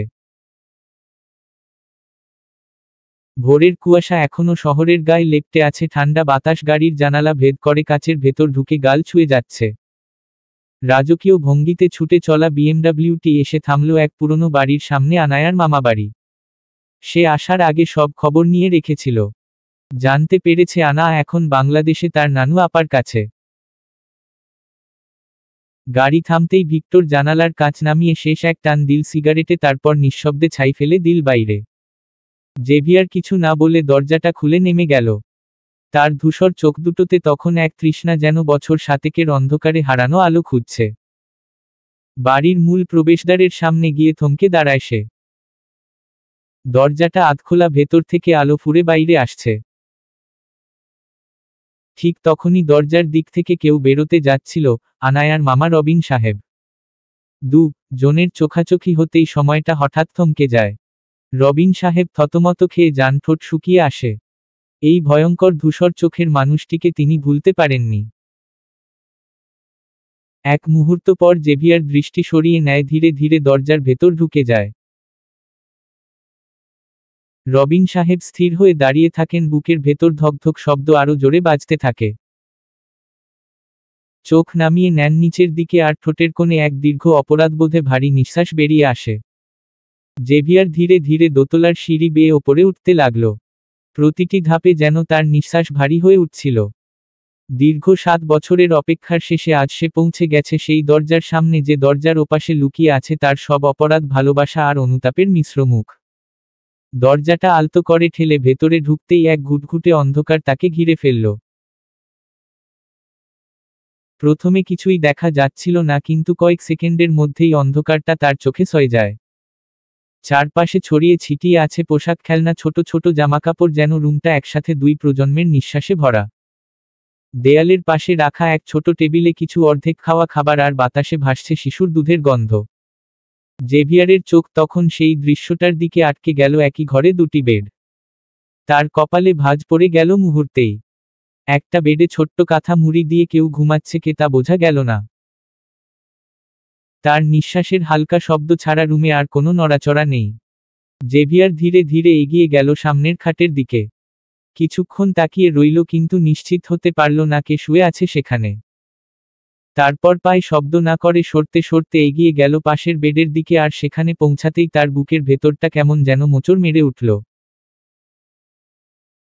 ম্লান আলো জানালার ফাঁক দিয়ে এসে পড়েছে আনায়ার মুখে। মনে হলো 7 বছরের ব্যবধানে মেয়েটা এক নতুন রূপ নিয়েছে। চেহারার শিশুসুলভ মাধুর্যটা মিলিয়ে গিয়ে সেখানে এসেছে পরিণত এক নারীর শান্ত সৌন্দর্য। গালগুলো সামান্য ফুলে আছে, চোখের নিচে হালকা ছায়া, আর ঠোঁট দুটো নরমভাবে ফুলে আছে ঘুমের ভেতর। তার মুখে যেন এক অদ্ভুত প্রশান্তি, যেন পৃথিবীর সব যন্ত্রণা পেরিয়েও এই নারী অবশেষে নিজের ছোট্ট জগতে শান্তি খুঁজে পেয়েছে। জেভিয়ার নিজের ফোনের ব্রাইটনেস কমিয়ে আনায়ার মুখের কাছে ধরল। আলোটা তার গাল বেয়ে ঠোঁটে এসে থামল। এক মুহূর্তের জন্য জেভিয়ার কেমন ঘোরে চলে গেল। তার মনে হলো পৃথিবীর সব পাপ, সব অনুশোচনা এই এক জোড়া ঠোঁটের ছোঁয়ায় মুছে যেত, যদি সে পারত। কিন্তু সে পারল না। জেভিয়ারের দৃষ্টি হঠাৎ থেমে গেল আনায়ার বুকের ঠিক পাশে। একটা ছোট্ট গোল কিছু নরমভাবে গুটিয়ে শুয়ে আছে তার সঙ্গে লেপ্টে। আনায়ার এক হাত সেই ছোট্ট জিনিসটাকে ঘিরে রেখেছে, নিঃশ্বাসের তালে তালে তার বুক ওঠানামা করছে। দৃশ্যটা এমন কোমল, এমন শান্ত, যেন পৃথিবীর সমস্ত তৃষার পর এটাই একমাত্র উত্তর। জেভিয়ারের বুক জুড়ে অদ্ভুত এক প্রশান্তি নেমে এলো। তার ঠোঁটের কোণে মুচকি হাসির রেশ দেখা মিলল। যত অপরাধ, যত অস্থিরতা সব মিলিয়ে যেন এই মুহূর্তেই গলে যাচ্ছে। তবু এতটা কাছে পেয়েও অদ্ভুত এক আকুলতা তাকে ছাড়ল না। এত বছর পর, এত কষ্টের পর এই মেয়েটাকে এত সামনে পেয়েও যদি বুকের ভেতর পিষে না ধরে তাহলে কি করে হয়? সে আস্তে ফোনটা নিভিয়ে দিল। তারপর ভিক্টরকে ছোট করে একটা মেসেজ পাঠালো। এরপরই জেভিয়ার ধীরে দরজাটা বন্ধ করল। নিজের গায়ের ভারী লেদারের জ্যাকেট খুলে পাশের টেবিলে রাখল, তারপর পাতলা সোয়েটারটাও খুলে রাখল নিঃশব্দে। তারপর সম্পূর্ণ উদাম শরীরে কম্বলের ভেতরে ঢুকে গেল। শীতল খড়খড়ে হাত দুটো আলতো করে বাড়িয়ে আনায়াকে পেছনে থেকে জড়িয়ে ধরল। আনায়ার গা থেকে ভেসে এলো চেনা গন্ধ, যে গন্ধে একসময় তার পৃথিবী জুড়ে থাকত। শীতের ঠান্ডায় জেভিয়ারের আঙুল কেঁপে উঠছিল। তার স্পর্শে আনা সামান্য নরল, ভ্রু কুঁচকে ফেলল ঘুমন্ত অবস্থায়। মুখের কোণ দিয়ে নিঃশব্দে বিড়বিড় করে বলল, আভিয়ান, তোমার হাত এত ঠান্ডা কেন? আবার একা বাইরে গিয়েছিলে আজও? আনায়ার ঘুমু ঘুমু কণ্ঠ যেন জেভিয়ারকে মাতাল করে ফেলল। সে আনায়ার ঘাড়ে মুখ গুজে ফিসফিস করে বলল, তোমার এই ছোট্ট দেহটা পিষে ফেলতে আমি চলে এসেছি লাভাবার্ড। রাশিয়ার সার্বস্কি সাইকিয়াট্রিক ইনস্টিটিউট, মস্কো। একটা ঘর দেয়ালের একপাশে চোখে পড়ার মতো কিছুই নেই, কারণ পুরোটা ভরে আছে একটাই শব্দে, মাই অক্সিজেন অ্যাশ, মাই অক্সিজেন অ্যাশ, মাই অক্সিজেন অ্যাশ। শুকনো দেয়ালের গায়ে আছড়ে আছড়ে লেখা। কোনো জায়গা ফাঁকা নাই, সব ভরা সেই একই শব্দে। ঘরের এক কোনায় বসে আছে এক ছেলে। উস্ক চুল, শুকনো চেহারা, গায়ের পোশাক ময়লা আর ছেঁড়া। হাতে একটা ছোট পাথর, সেইটা দিয়ে ফ্লোরে টুকটুক শব্দ করছে বারবার। তার শরীর জুড়ে ক্ষত, বুকে গভীর কাটা দাগে লেখা, লাভ ইউ অ্যাশ। এছাড়াও বিভিন্ন অংশে ক্ষত করে খোদাই করা এই অক্ষর। চোখ দুটো ফাঁকা, যেন অনেকদিন কোনো আলো দেখেনি। ঠোঁট শুকনো, নিঃশব্দে কিছু বিড়বিড় করছে। কে বলবে এই ছেলেটাই সেই অ্যালেক্স? 6 ফুট উচ্চতার, শক্তপোক্ত শরীর, একসময় যার চেহারায় ছিল গাম্ভীর্য, এখন সে কেবল এক নামের মধ্যে বন্দী, অ্যাশ। কিছুক্ষণ পর একজন নার্স আসে হাতে খাবারের ট্রে নিয়ে। অ্যালেক্সের থেকে বেশ খানিকটা দূরে দাঁড়িয়ে শব্দ করে টেবিলের ওপর প্লেট রাখে। এই পাগল, এই নে তোর খাবার রাখা আছে, খেয়ে নিস। আমি পরে এসে প্লেট নিয়ে যাব।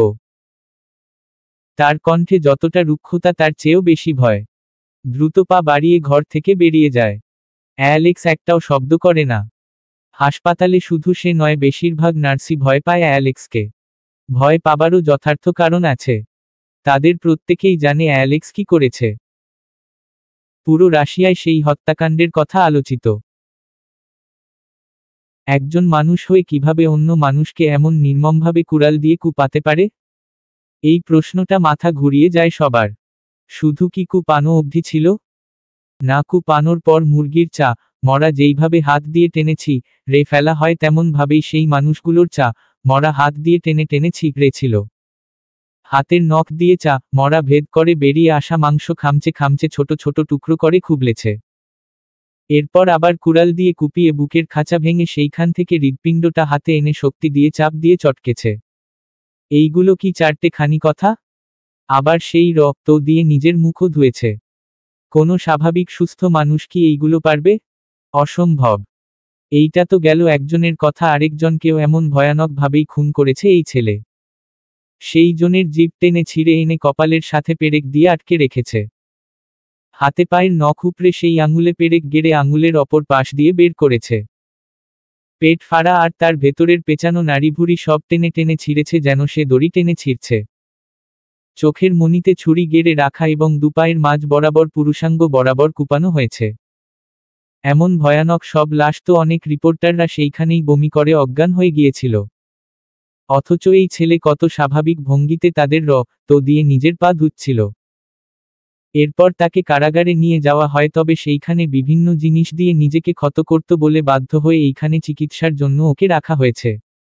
তবে ওর রুমে কেউ আসে না ভয়ে। আনা অবাক চেহারায় জেভিয়ার এর দিকে তাকিয়ে আছে। সকাল সকাল এমনভাবে জেভিয়ারকে তার সামনে দেখবে এইটা তার কল্পনাতেও ছিল না। চোখে পানি জমছে, বুক ভেতর কেমন অচেনা উত্তেজনা কাজ করছে। জেভিয়ার ধীরে তার কপালে ঠোঁট ছুঁয়ে বুকের সাথে শক্ত করে চেপে ধরল তার মুখখানা।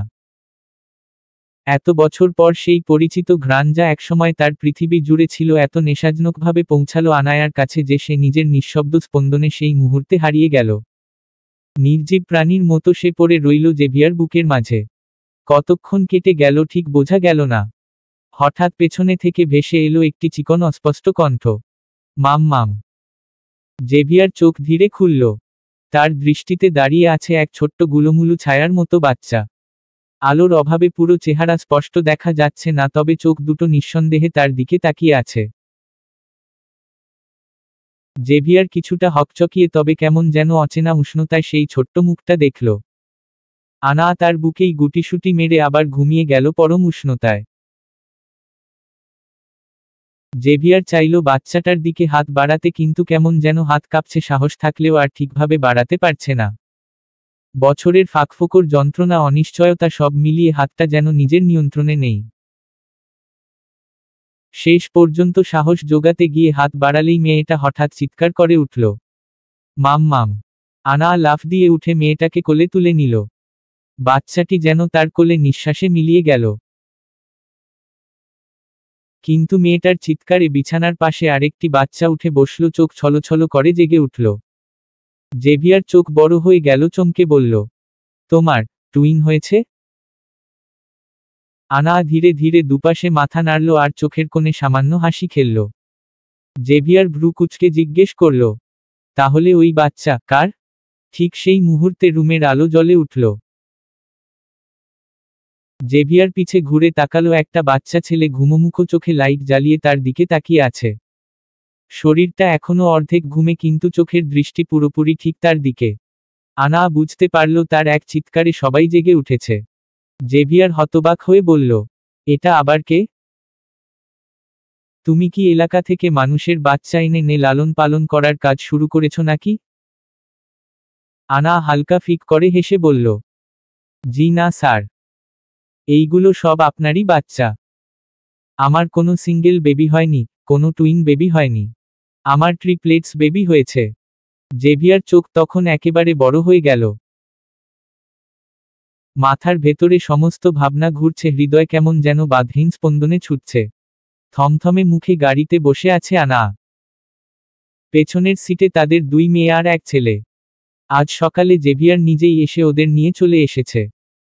আনা চেয়েছিল আরও দুদিন থেকে তারপর যাওয়া যাবে, কিন্তু জেভিয়ারকে কোনোভাবেই রাজি করানো সম্ভব হয়নি। তাই গোমরামুখেই গাড়িতে বসে আছে সে। পেছনে বাচ্চাগুলো কেমন আনন্দে মেতে আছে। পাপা পাপা করে ডাকছে অবিরাম, যেন তারা তাকে জন্মের পর থেকেই চেনে। আসলে ওরা তো সবসময়ই তাকে ছবিতে দেখেছে। সেই ছবির মানুষটা আজ সামনাসামনি জীবন্ত হয়ে বসে আছে তাদের পাশে। মাত্র কয়েক ঘন্টার ব্যবধানে তিনটি শিশুই কি আশ্চর্যভাবে পাপার বাঁধনে জড়িয়ে ফেলেছে নিজেদের। পেছনে থেকে একটার পর একটা ডাক, পাপা পাপা। পুরো গাড়িটা যেন তাদের কণ্ঠে ভরে উঠেছে। আনা তাদের দিকে একবার তাকায়। তাদের ছোট মেয়ে জেনিফা একটু আলাদা। তার চুল হালকা লালচে, নিচের অংশ কোঁকড়ানো কিছুটা। চোখের মনি একদম নীল। আর বড় মেয়ে জেসিকার চেহারাটা অনেকটাই জেভিয়ারের মতো। চুল কালো, খয়েরি, চোখে শান্ত গম্ভীরতা। তবে এদের সবার মধ্যে যদি কেউ তার পাপার সম্পূর্ণ ব্যক্তিত্ব নিজের মধ্যে ধারণ করে থাকে তবে সে হলো আভিয়ান। তার চোখ হুবহু জেভিয়ারের মতো ধূসর, গভীর, তীক্ষ্ণ। প্রায় ঘন্টা কয়েকের দীর্ঘ যাত্রার পর অবশেষে গাড়িটি এসে থামে জেভিয়ারের বাড়ির সামনে। রাত নামার আগমুহূর্ত, চারপাশে এক ধরনের নিস্তব্ধতা নেমে এসেছে।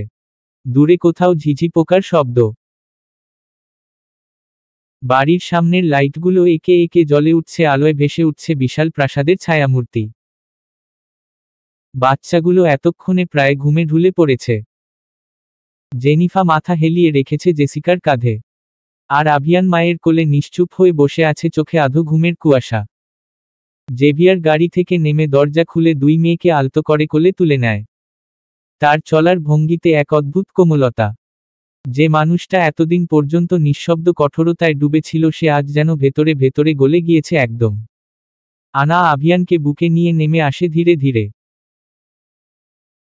দীর্ঘ পথের ক্লান্তি, শরীরের দুর্বলতা, তার চোখে কেমন এক ক্লান্ত ছায়া নেমে এসেছে। বাড়িতে ঢোকার সাথে সাথেই একটা পুরনো চেনা ঘ্রাণ ছুঁয়ে যায় আনায়ার নাকে। মেঝেতে জেসমিনের হালকা গন্ধ, পর্দায় জমে থাকা স্মৃতিময় দিনগুলো, সবকিছু যেন চুপচাপ দাঁড়িয়ে আছে, কেবল সময়টা বদলে গেছে। জেভিয়ার ওদের রুমের পাশের ঘরে গিয়ে দুই মেয়েকে আলতো করে বিছানায় শুইয়ে দেয়। জেনিফা আধো ঘুমের ঘোরে বাবার হাত চেপে ধরে রাখে। জেভিয়ার কিছুক্ষণ চুপচাপ তার মুখের দিকে তাকিয়ে থাকে, মৃদু নিঃশ্বাস ফেলে উঠে দাঁড়ায়। ঠিক তখনই আনা আভিয়ানকে নিয়ে ঘরে প্রবেশ করে। জেভিয়ার তার দিকে একবার তাকিয়ে নিচু গলায় বলে, তুমি রুমে গিয়ে ফ্রেশ হও, আমি ওকে শুইয়ে দিয়ে আসছি। আনা কোনো কথা না বলে নিঃশব্দে আভিয়ানকে তার কোলে তুলে দেয়। জেভিয়ার ছেলেটাকে বুকের কাছে টেনে নেয়, তার ছোট্ট নিঃশ্বাসের শব্দ বুকের ভেতর কেমন উষ্ণতা জাগায়। আনা একবার তাকায়, তারপর ধীরে ধীরে ঘর থেকে বেরিয়ে যায়। মাথায় টাওয়াল পেঁচিয়ে আনা গোল থেকে বেরিয়েছে সবে। তার পরনে ঢিলাঢালা একটা টি-শার্ট আর প্লাজো। ভেজা চুল থেকে পানির ফোঁটা পড়ে টি-শার্টের কিছু কিছু অংশ ভিজে গিয়েছে। জেভিয়ার হাত পা ছড়িয়ে সোফায় বসে আছে, বুকে পেটে ফোঁটা ফোঁটা পানির বিন্দু। সেও হয়তো গোসল করে ফেলেছে। উক্ত অংশে 18 সিন রয়েছে। তাই 18 বছরের নিচে অথবা যা অতি রোম্যান্টিকতা পছন্দ করেন না, তাদের সকলকে এই অংশ স্কিপ করার অনুরোধ রইল। যারা পড়বেন অবশ্যই নিজ দায়িত্বে পড়বেন। উক্ত অংশ আমার প্রাইভেট গ্রুপে পোস্ট করা হয়েছে, তাই এই অংশ পড়তে হলে আমার গ্রুপে জয়েন হতে হবে। নিচে উক্ত অংশের লিংক, ইউআরএল। গ্রুপে জয়েন না থাকলে এই অংশ পড়তে পারবেন না, তাই আগে গ্রুপে জয়েন হন, এরপর আবার এসে এই লিংকে ক্লিক করুন। জেভিয়ার প্যান্ট পরে দরজা খুলতেই চোখ পড়ল ভিক্টরের ওপর। ভিক্টরের কোলে রয়েছে আভিয়ান। ভিক্টর একটু হেসে বলল, ভুল সময়ে এসেছি মনে হয়। জেভিয়ার ভিক্টরের দিকে তাকিয়ে গম্ভীরভাবে উত্তরে বলল, এসে পড়ে বলছিস ভুল সময়ে এসেছি মনে হয়? ভিক্টর আরও গা ছাড়া ভাব নিয়ে হেসে বলল, আমি তো জানতাম 36 বছর বয়স হওয়ার পরও তোর উত্তেজনার পারদ কমেনি, বরং আরও বেড়ে গেছে। জেভিয়ার ধীরে ধীরে আভিয়ানের দিকে তাকালো। হঠাৎ মনে হলো সে নিজের ছোটবেলার অবয়ব দেখছে, তেমনি সরল, তেমনি পূর্ণ অমায়িকতা। আভিয়ান জোর করে ভিক্টরের কোলে থাকা থেকে উঠে এসে বাবার কোলে ঝাঁপ দিল। ভিক্টর হেসে হেসে ছেলেটার মাথায় হাত এলোমেলো করল। All the best my lion boy. Victor হাসি থামাতে না পেরে ফিসফিস করে বলল, আজ রাতে মাম্মাম আর পাপার মাঝে থাকবে কেমন? জেভিয়ার চোখে অসহায়তার ছাপ। সে ধীরে ভিক্টরের দিকে তাকিয়ে বলল, তোর শালা মেশিন নষ্ট। তোর পার্সোনাল প্লাগ নেই বলে কি আমারও নেই প্লাগ কানেক্ট করার জন্য? শালা ফাঁকা কোথাকার। খাটের মাঝখানে বসে আছে আভিয়ান। কেমন যেন এইখানে তার ভালো লাগছে না। সে বাবার দিকে তাকিয়ে উদাস কণ্ঠে বলল, পাপা আমার ভালো লাগছে না কিছু। জেভিয়ার ধীর হতাশ চোখে ছেলের দিকে তাকিয়ে উত্তর দিল, হ্যাঁ পাপা আমারও ভালো লাগছে না। চলো তোমাকে একটা বিয়ে করিয়ে দেই, তুমি তোমার ওয়াইফের সঙ্গে রাতে ঘুমাবে কেমন? আভিয়ান কুঁচকে চোখে জিজ্ঞেস করল, ওয়াইফ কি পাপা? জেভিয়ার সরল স্থির কণ্ঠে বলল, যার সঙ্গে তোমার ভবিষ্যতে বিয়ে হবে সেইটাই তোমার ওয়াইফ, যেমন তোমার মাম্মাম আমার ওয়াইফ। আভিয়ান কিছুক্ষণ মাথা চেপে ধরে চিন্তা করল, তারপর বলল, আমারও তাহলে কি মাম্মামের এত কিউট ওয়াইফ হবে? জেভিয়ার ধীরে আনায়ার দিকে তাকালো। মেয়েটা বেঘোরে ঘুমাচ্ছে, নিস্তব্ধ অথচ অমায়িক। তার নিখুঁত শান্ত মুখ জুড়ে এমন নিষ্পাপতা যা জেভিয়ারের অন্তরকে এক অদ্ভুত প্রশান্তিতে ভরে দিল। মুচকি হেসে জেভিয়ার বলল, ইয়েস পাপা, তোমার ওয়াইফও ঠিক তোমার মাম্মামের মতো কিউট হবে। কথা বলতে বলতেই আভিয়ান হঠাৎ জেভিয়ারের বুকে ঢলে পড়ে। কখন যে তার ছোট্ট দেহ ঘুমের গভীরে হারিয়ে গেছে তা জেভিয়ার টেরও পায়নি। জেভিয়ার ধীরে আভিয়ানকে কোলে ধরে তাদের মাঝের খাটে শুইয়ে দেয়। তারপর ছেলের কপালে আলতো করে একটি গভীর চুমু দেয়। নরম কণ্ঠে জেভিয়ার ফিসফিস করে বলল, তোমরা সকলে আমার কাছে আমার চাঁদ। সেই চাঁদকে আমি কোনো কিছুর বিনিময়েও হারাতে চাই না। সকাল থেকেই বাড়িটা সরগরম। বাচ্চাদের কোলাহল, দৌড়ঝাঁপে চারদিক মুখর হয়ে আছে। আনা হাতে খাবারের প্লেট নিয়ে এদিক ওদিক ছুটছে আভিয়ানের পিছু পিছু। ছেলেটা নিজের মুখ ঢেকে বাড়ি জুড়ে দৌড়াচ্ছে খাবার খাবে না বলে। আনা হালকা নিঃশ্বাস ফেলে তার সামনে গিয়ে তার পথ রোধ করে দাঁড়ায়। চামচে করে মুখের সামনে খাবার ধরে বলে, খেলা সারাদিন করা যায় কিন্তু পেট খালি থাকলে খেলা হবে না। পাশের ঘরে জেভিয়ার সোফায় বসে। তার দুই পাশে জেনিফা আর জেসিকা দুজন মিলে তার চুলে ব্যান্ড বেঁধে দিচ্ছে। একজন গোলাপি আরেকজন নীল। মেয়েদের খিলখিল হাসিতে ঘরটা কেমন উজ্জ্বল হয়ে উঠেছে। জেভিয়ার হালকা হেসে মেয়েদের দিকে তাকায়। চোখে মুখে তার অদ্ভুত প্রশান্তি। মেয়েদের মতো করে তার চুল বাঁধছে বলে একটু বিরক্ত লাগলেও এখন তাদের মুখের হাসি দেখে তার নিজের ঠোঁটেরও হাসি ফুটে উঠছে। হয়তো এইটাই প্রকৃত সুখ, এইটাই রক্তের বন্ধনের ভালোবাসার জোর, যা একটা শক্তপোক্ত গম্ভীর মানুষকেও অদ্ভুত কাজকর্মে প্রশান্তি দিচ্ছে। আজকের ফ্লাইটে তাদের রাশিয়া ফিরতে হবে, তাই কাজে ব্যস্ততা একটু বেশিই বলা চলে। এখনই বেরিয়ে যাবে তারা। ভিক্টর আরও আগেই বেরিয়ে গিয়েছে। সে আনায়ার সামনে পড়তে চায়নি, তাই মুখ লুকিয়ে বেড়াচ্ছে। সে তীব্র অনুশোচনায় দগ্ধ হয়ে আছে। তাই চেয়েও আনায়ার সামনে গিয়ে দাঁড়াতে পারছে না। তবে আজ তো আনায়ার জন্যই তার এবং জেভিয়ারের মাঝে সকল মনোমালিন্য দূর হয়েছে। এর জন্য আনায়ার অবশ্যই একটি ধন্যবাদ প্রাপ্য। সে যদি সব কথা খুলে না বলতো জেভিয়ারকে, হয়তো সকলেই এখনো একটি ভুলের মাঝেই থেকে যেত। দীর্ঘ 13 ঘন্টার জার্নির পর রাত 1টার সময় কালো চকচকে গাড়িটি ড্রেভেন ম্যানরের সামনে থেমে দাঁড়ালো। রাস্তার দুপাশে ল্যাম্পপোস্টের ধূসর আলো পড়ে ঠিক যেন গাড়ির ফটকগুলো সব জেগে উঠেছে। সারা রাস্তা প্রায় ঘুমিয়ে গেছে। আর বাচ্চাগুলোও দীর্ঘ যাত্রার ক্লান্তিতে অর্ধনিদ্রায়। গাড়ি বাড়ির ভেতর প্রবেশ করতেই একে একে বাড়ি থেকে 3 জন সার্ভেন্ট বেরিয়ে এলো। জেভিয়ার গাড়ি থেকে নামার সঙ্গে সঙ্গে আনায়ার হাত ধরে সামনের দিকে এগোতে চায়। কিন্তু আনা স্থির দাঁড়িয়ে আছে। সে থেমে গেলে জেভিয়ারও থেমে যেতে বাধ্য হয়। গাড়ির ভেতর থেকে 2টি জোড়া চোখ সরাসরি তার দিকে তাকিয়ে আছে গোল গোল চোখে। জেভিয়ার ফোঁস করে নিঃশ্বাস ফেলে। ততক্ষণে আভিয়ান গাড়ি থেকে নেমে এসে তার পাশে দাঁড়িয়েছে। সে তার ছোট্ট হাত দিয়ে তার পাপার হাতের আঙুল ঝাঁকিয়ে বলে, পাপা তুমি মাম্মাম নিয়ে যাও, আমি ওদের দুজনকে নিয়ে আসছি তোমাদের পিছু পিছু। জেভিয়ার আভিয়ানের দিকে সামান্য ভ্রু কুঁচকে তাকালো। ছেলেটার চোখে এক অদ্ভুত সাহস আর সরলতা। এবং ঠিক তখনই আভিয়ান সুন্দর একটা হাসি উপহার দিল, যে হাসিতে ভেসে উঠল নিঃশব্দ নিখুঁত বিশ্বাস এবং ভালোবাসা। জেভিয়ার চোখের কোণে ধীরে ধীরে এক টুকরো মুচকি হাসি ফুটে ওঠে। বলা যায় সেই মুহূর্তে তার জীবন ছোট্ট ছেলের নির্ভেজাল ভালোবাসায় এক নিস্তব্ধ আনন্দে ভরে উঠল। সেইখানে দাঁড়িয়ে থাকা সার্ভেন্টটিও সায় দিয়ে বলল, জি স্যার, আপনি ম্যামকে নিয়ে যান। আমি বাচ্চাদের নিয়ে ফ্রেশ করিয়ে দিচ্ছি। জেভিয়ার আর কোনো কথা বাড়াল না।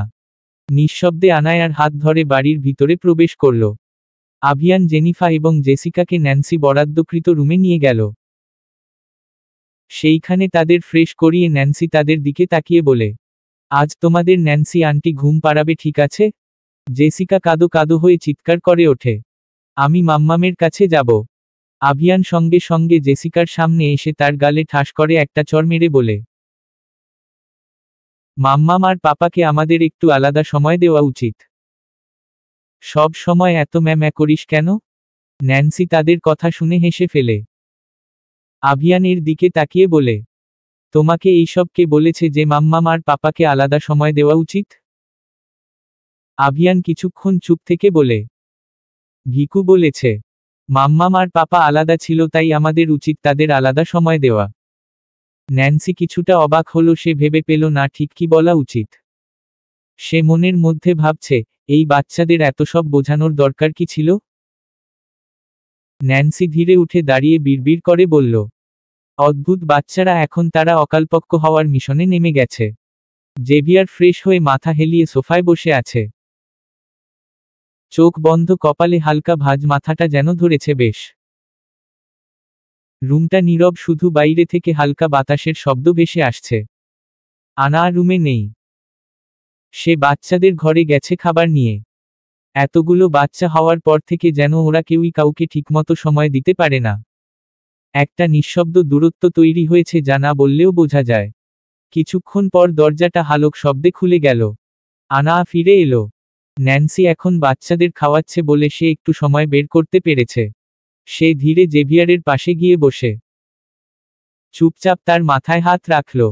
জেভিয়ার চোখ খুলে তাকালো। তার পাশে আনা শান্ত মুখ, চোখে গভীর মায়া। কিছু মুহূর্তের জন্য জেভিয়ারের মনে হলো, এই মেয়েটা কি সত্যিই প্রতিদিন আরো সুন্দর হয়ে উঠছে? কি মোহনীয় সেই চেহারা, কত কোমল সেই হাত।